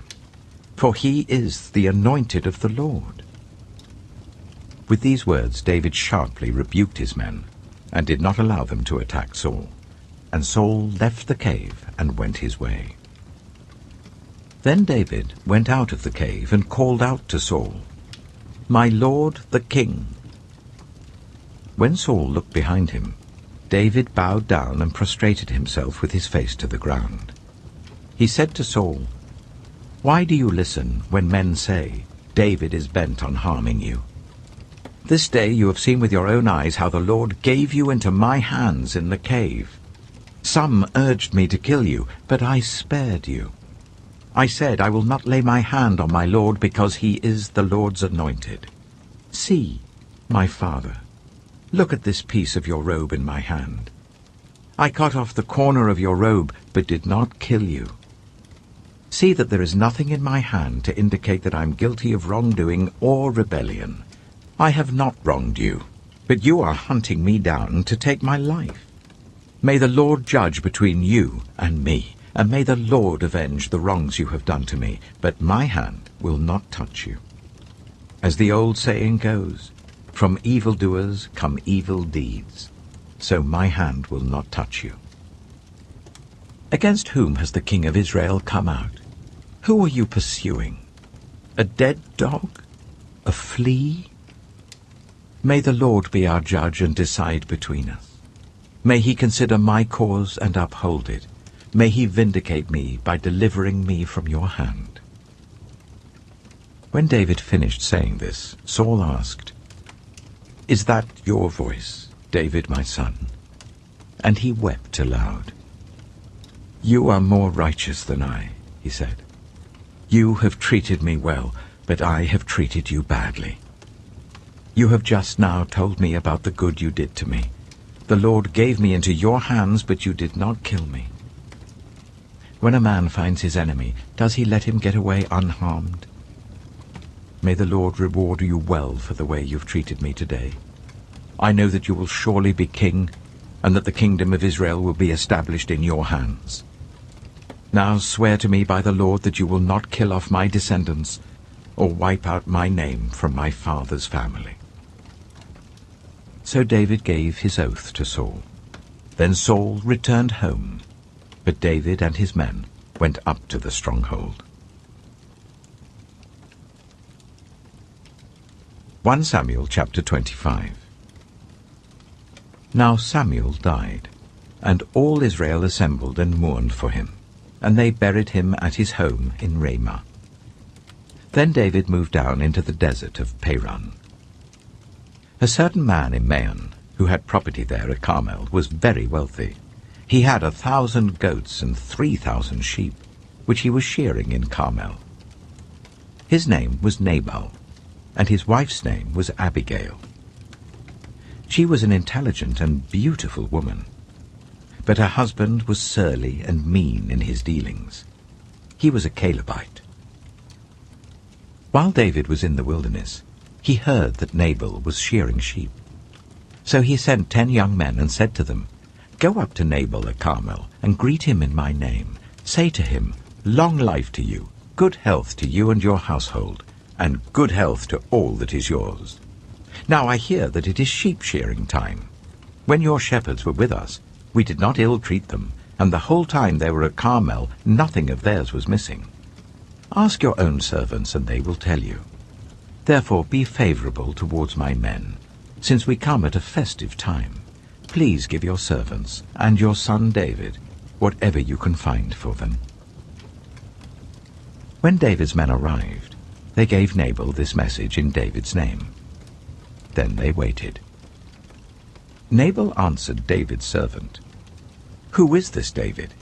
Who is this son of Jesse? Many servants are breaking away from their masters these days. Why should I take my bread and water and the meat I've slaughtered for my shearers and give it to men coming from who knows where?" David's men turned round and went back. When they arrived, they reported every word. David said to his men, "Each of you strap on your sword." So they did, and David strapped his on as well. About 400 men went up with David, while 200 stayed with the supplies. One of the servants told Abigail, Nabal's wife, "David sent messengers from the wilderness to give our master his greetings, but he hurled insults at them. Yet these men were very good to us. They did not ill-treat us, and the whole time we were out in the fields near them, nothing was missing. Night and day, they were a wall around us the whole time we were herding our sheep near them. Now think it over and see what you can do, because disaster is hanging over our master and his whole household. He is such a wicked man that no one can talk to him." Abigail acted quickly. She took 200 loaves of bread, 2 skins of wine, 5 dressed sheep, 5 seahs of roasted grain, 100 cakes of raisins, and 200 cakes of pressed figs, and loaded them on donkeys. Then she told her servants, "Go on ahead, I'll follow you." But she did not tell her husband Nabal. As she came riding on her donkey into a mountain ravine, there were David and his men descending towards her, and she met them. David had just said, "It's been useless, all my watching over this fellow's property in the wilderness, so that nothing of his was missing. He has paid me back evil for good. May God deal with David, be it ever so severely, if by morning I leave alive one male of all who belong to him." When Abigail saw David, she quickly got off her donkey and bowed down before David with her face to the ground. She fell at his feet and said, "Pardon your servant, my lord, and let me speak to you. Hear what your servant has to say. Please pay no attention, my lord, to that wicked man Nabal. He is just like his name. His name means fool, and folly goes with him. As for me, your servant, I did not see the men my lord sent. And now, my lord, as surely as the Lord your God lives and as you live, since the Lord has kept you from bloodshed and from avenging yourself with your own hands, may your enemies and all who are intent on harming my lord be like Nabal. And let this gift which your servant has brought to my lord be given to the men who follow you. Please forgive your servant's presumption. The Lord your God will certainly make a lasting dynasty for my lord, because you fight the Lord's battles, and no wrongdoing will be found in you as long as you live. Even though someone is pursuing you to take your life, the life of my lord will be bound securely in the bundle of the living by the Lord your God, but the lives of your enemies he will hurl away as from the pocket of a sling. When the Lord has fulfilled for my lord every good thing he promised concerning him, and has appointed him ruler over Israel, my lord will not have on his conscience the staggering burden of needless bloodshed, or of having avenged himself. And when the Lord your God has brought my lord success, remember your servant." David said to Abigail, "Praise be to the Lord, the God of Israel, who has sent you today to meet me. May you be blessed for your good judgment, and for keeping me from bloodshed this day, and from avenging myself with my own hands. Otherwise, as surely as the Lord, the God of Israel, lives, who has kept me from harming you, if you had not come quickly to meet me, not one male belonging to Nabal would have been left alive by daybreak." Then David accepted from her hand what she had brought to him and said, "Go home in peace. I have heard your words and granted your request." When Abigail went to Nabal, he was in the house holding a banquet like that of a king. He was in high spirits and very drunk. So she told him nothing at all until daybreak. Then, in the morning, when Nabal was sober, his wife told him all these things, and his heart failed him, and he became like a stone. About 10 days later, the Lord struck Nabal, and he died. When David heard that Nabal was dead, he said, "Praise be to the Lord, who has upheld my cause against Nabal for treating me with contempt. He has kept his servant from doing wrong, and has brought Nabal's wrongdoing down on his own head." Then David sent word to Abigail, asking her to become his wife. His servants went to Carmel and said to Abigail, "David has sent us to you to take you to become his wife." She bowed down with her face to the ground and said, "I am your servant, and am ready to serve you and wash the feet of my Lord's servants." Abigail quickly got on a donkey, and attended by her 5 female servants, went with David's messengers and became his wife. David had also married Ahinoam of Jezreel, and they were both his wives. But Saul had given his daughter Michal, David's wife, to Paltiel, son of Laish, who was from Galim. 1 Samuel chapter 26. The Ziphites went to Saul at Gibeah, and said, "Is not David hiding on the hill of Hachilah, which faces Jeshimon?" So Saul went down to the desert of Ziph with his 3,000 select Israelite troops to search there for David. Saul made his camp beside the road on the hill of Hachilah facing Jeshimon, but David stayed in the wilderness. When he saw that Saul had followed him there, he sent out scouts and learned that Saul had definitely arrived. Then David set out and went to the place where Saul had camped. He saw where Saul and Abner, son of Ner, the commander of the army, had lain down. Saul was lying inside the camp, with the army camped around him. David then asked Ahimelech the Hittite and Abishai, son of Zeruiah, Joab's brother, "Who will go down into the camp with me to Saul?" "I'll go with you," said Abishai. So David and Abishai went to the army by night, and there was Saul, lying asleep inside the camp with his spear stuck in the ground near his head. Abner and the soldiers were lying round him.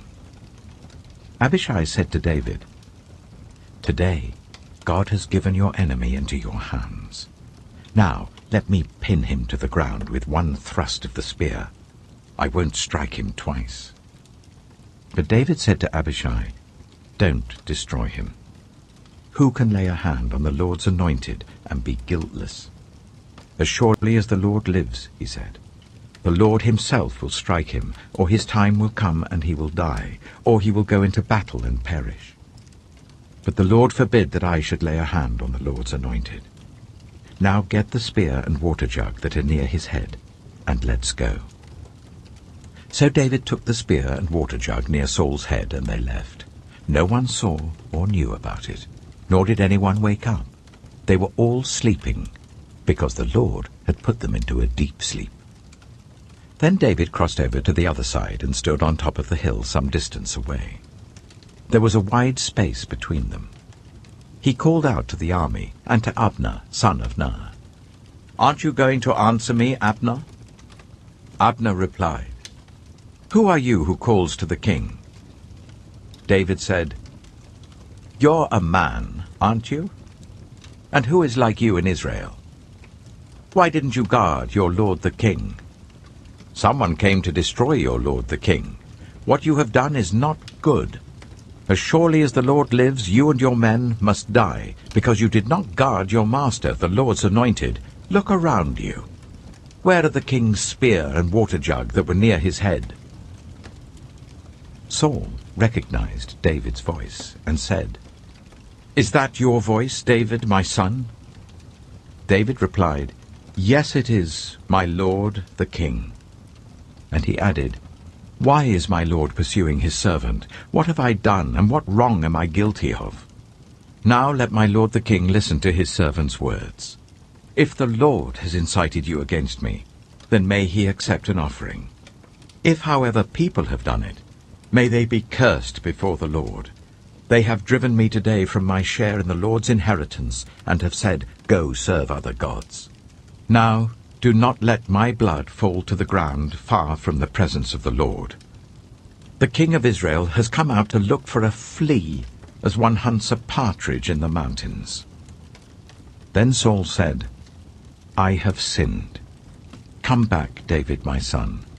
Because you considered my life precious today, I will not try to harm you again. Surely I have acted like a fool and have been terribly wrong." "Here is the king's spear," David answered. "Let one of your young men come over and get it. The Lord rewards everyone for their righteousness and faithfulness. The Lord gave you into my hands today, but I would not lay a hand on the Lord's anointed. As surely as I valued your life today, so may the Lord value my life and deliver me from all trouble." Then Saul said to David, "May you be blessed, David my son. You will do great things and surely triumph." So David went on his way, and Saul returned home. 1 Chapter 27. But David thought to himself, "One of these days I shall be destroyed by the hand of Saul. The best thing I can do is to escape to the land of the Philistines. Then Saul will give up searching for me anywhere in Israel, and I will slip out of his hand." So David and the 600 men with him left and went over to Achish, son of Maoch, king of Gath. David and his men settled in Gath with Achish. Each man had his family with him, and David had his 2 wives, Ahinoam of Jezreel and Abigail of Carmel, the widow of Nabal. When Saul was told that David had fled to Gath, he no longer searched for him. Then David said to Achish, "If I have found favor in your eyes, let a place be assigned to me in one of the country towns, that I may live there. Why should your servant live in the royal city with you?" So on that day Achish gave him Ziklag, and it has belonged to the kings of Judah ever since. David lived in Philistine territory for 1 year and 4 months. Now David and his men went up and raided the Geshurites, the Girzites, and the Amalekites. From ancient times these people had lived in the land extending to Shur and Egypt. Whenever David attacked an area, he did not leave a man or woman alive, but took sheep and cattle, donkeys and camels, and clothes. Then he returned to Achish. When Achish asked, "Where did you go raiding today?" David would say, "Against the Negev of Judah," or "Against the Negev of Jerahmeel," or "Against the Negev of the Kenites." He did not leave a man or woman alive to be brought to Gath, for he thought, they might inform on us and say, "This is what David did." And such was his practice as long as he lived in Philistine territory. Achish trusted David and said to himself, "He has become so obnoxious to his people, the Israelites, that he will be my servant for life." 1 Samuel chapter 28. In those days the Philistines gathered their forces to fight against Israel. Achish said to David, "You must understand that you and your men will accompany me in the army." David said, "Then you will see for yourself what your servant can do." Achish replied, "Very well. I will make you my bodyguard for life." Now Samuel was dead, and all Israel had mourned for him and buried him in his own town of Ramah. Saul had expelled the mediums and spiritists from the land. The Philistines assembled and came up and set up camp at Shunem, while Saul gathered all Israel and set up camp at Gilboa. When Saul saw the Philistine army, he was afraid. Terror filled his heart. He inquired of the Lord, but the Lord did not answer him by dreams or Urim or prophets. Saul then said to his attendants, "Find me a woman who is a medium, so that I may go and inquire of her." "There is one in Endor," they said. So Saul disguised himself, putting on other clothes, and at night he and 2 men went to the woman. "Consult a spirit for me," he said, "and bring up for me the one I name." But the woman said to him, "Surely you know what Saul has done. He has cut off the mediums and spiritists from the land. Why have you set a trap for my life to bring about my death?" Saul swore to her by the Lord, "As surely as the Lord lives, you will not be punished for this." Then the woman asked, "Whom shall I bring up for you?" "Bring up Samuel," he said. When the woman saw Samuel, she cried out at the top of her voice and said to Saul, "Why have you deceived me? You are Saul." The king said to her, "Don't be afraid. What do you see?" The woman said, "I see a ghostly figure coming up out of the earth."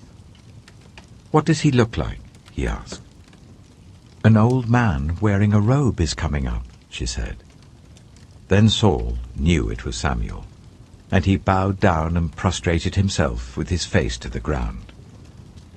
Samuel said to Saul, "Why have you disturbed me by bringing me up?" "I am in great distress," Saul said. "The Philistines are fighting against me, and God has departed from me. He no longer answers me either by prophets or by dreams. So I have called on you to tell me what to do."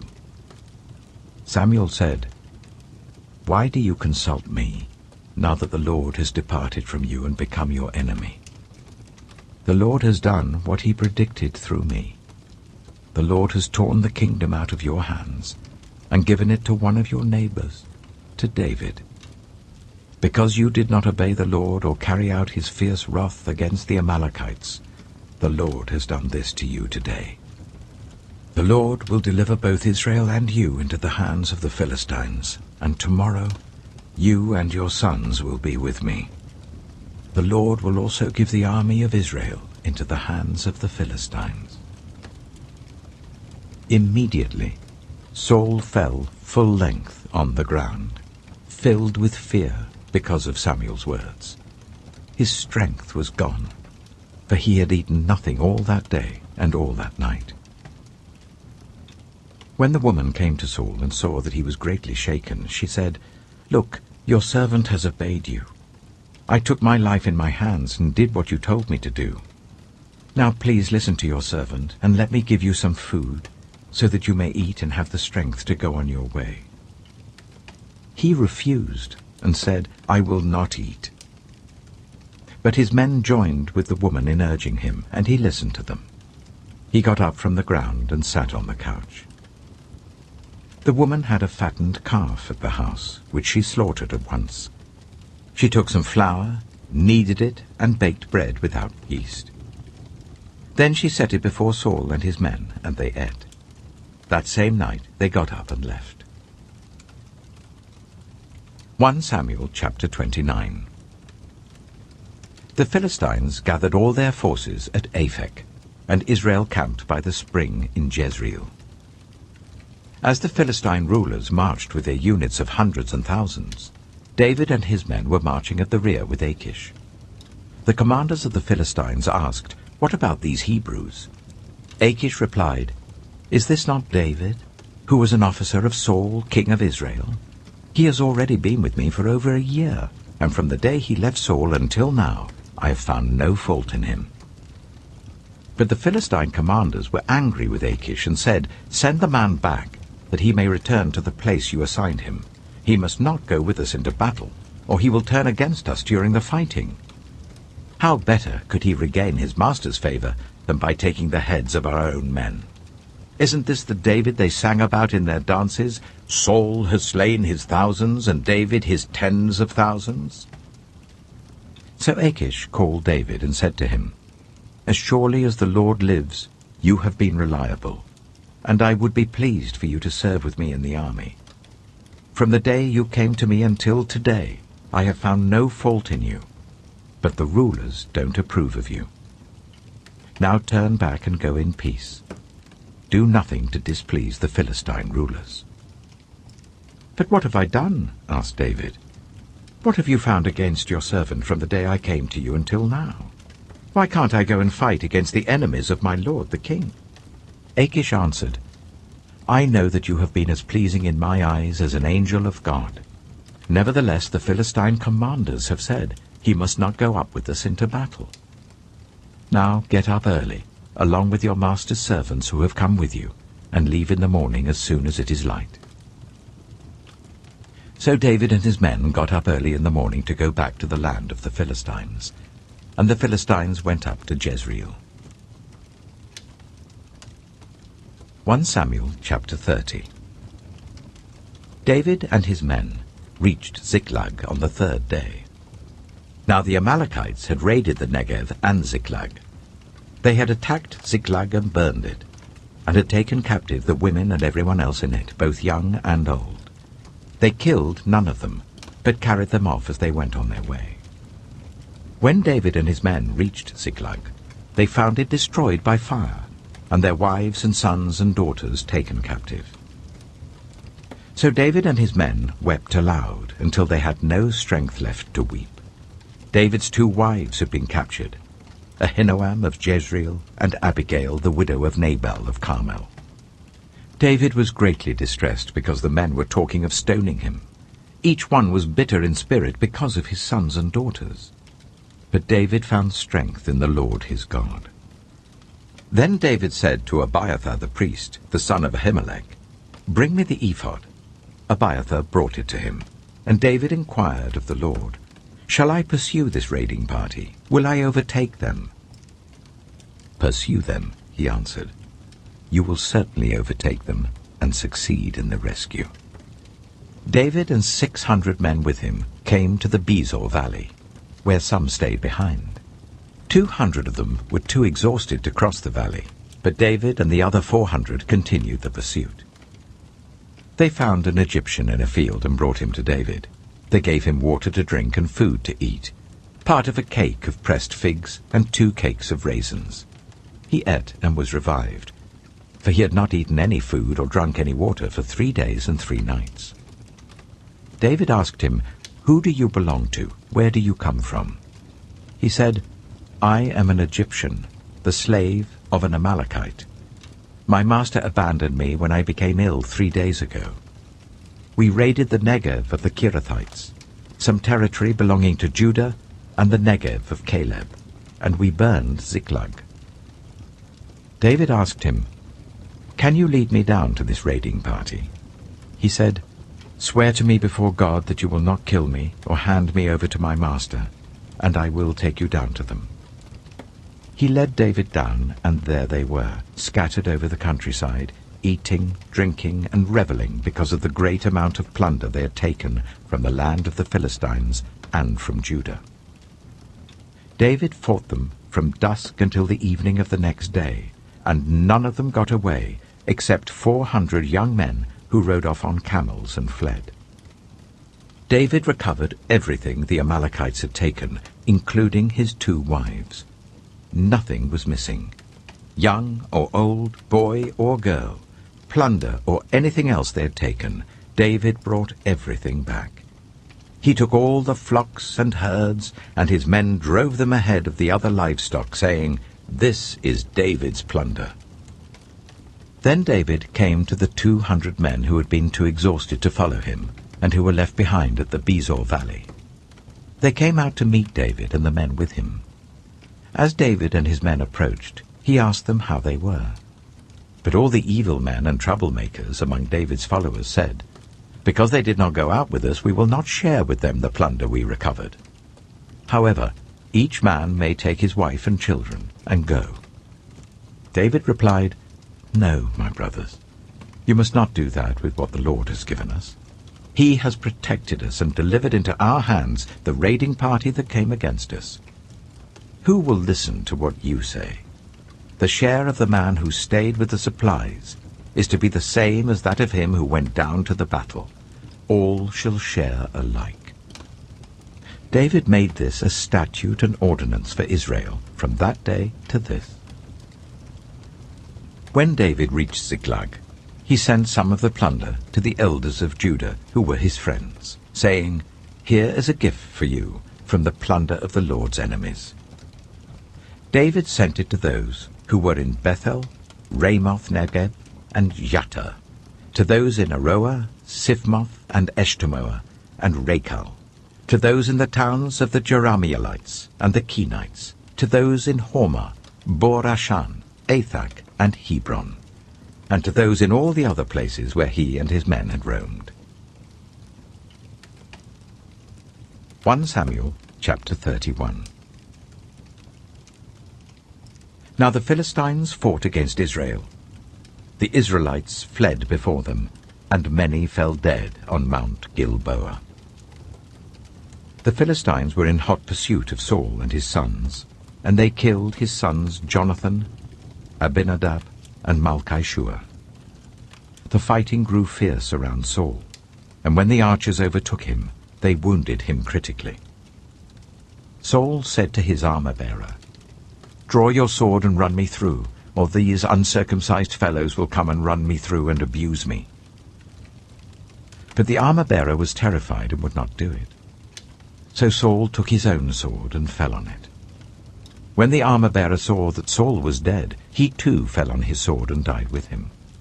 So Saul and his 3 sons and his armor-bearer and all his men died together that same day. When the Israelites along the valley and those across the Jordan saw that the Israelite army had fled, and that Saul and his sons had died, they abandoned their towns and fled. And the Philistines came and occupied them. The next day, when the Philistines came to strip the dead, they found Saul and his 3 sons fallen on Mount Gilboa. They cut off his head and stripped off his armor, and they sent messengers throughout the land of the Philistines to proclaim the news in the temple of their idols and among their people. They put his armor in the temple of the Ashtoreths and fastened his body to the wall of Bethshan. When the people of Jabesh-Gilead heard what the Philistines had done to Saul, all their valiant men marched through the night to Bethshan. They took down the bodies of Saul and his sons from the wall of Bethshan and went to Jabesh, where they burned them. Then they took their bones and buried them under a tamarisk tree at Jabesh, and they fasted 7 days.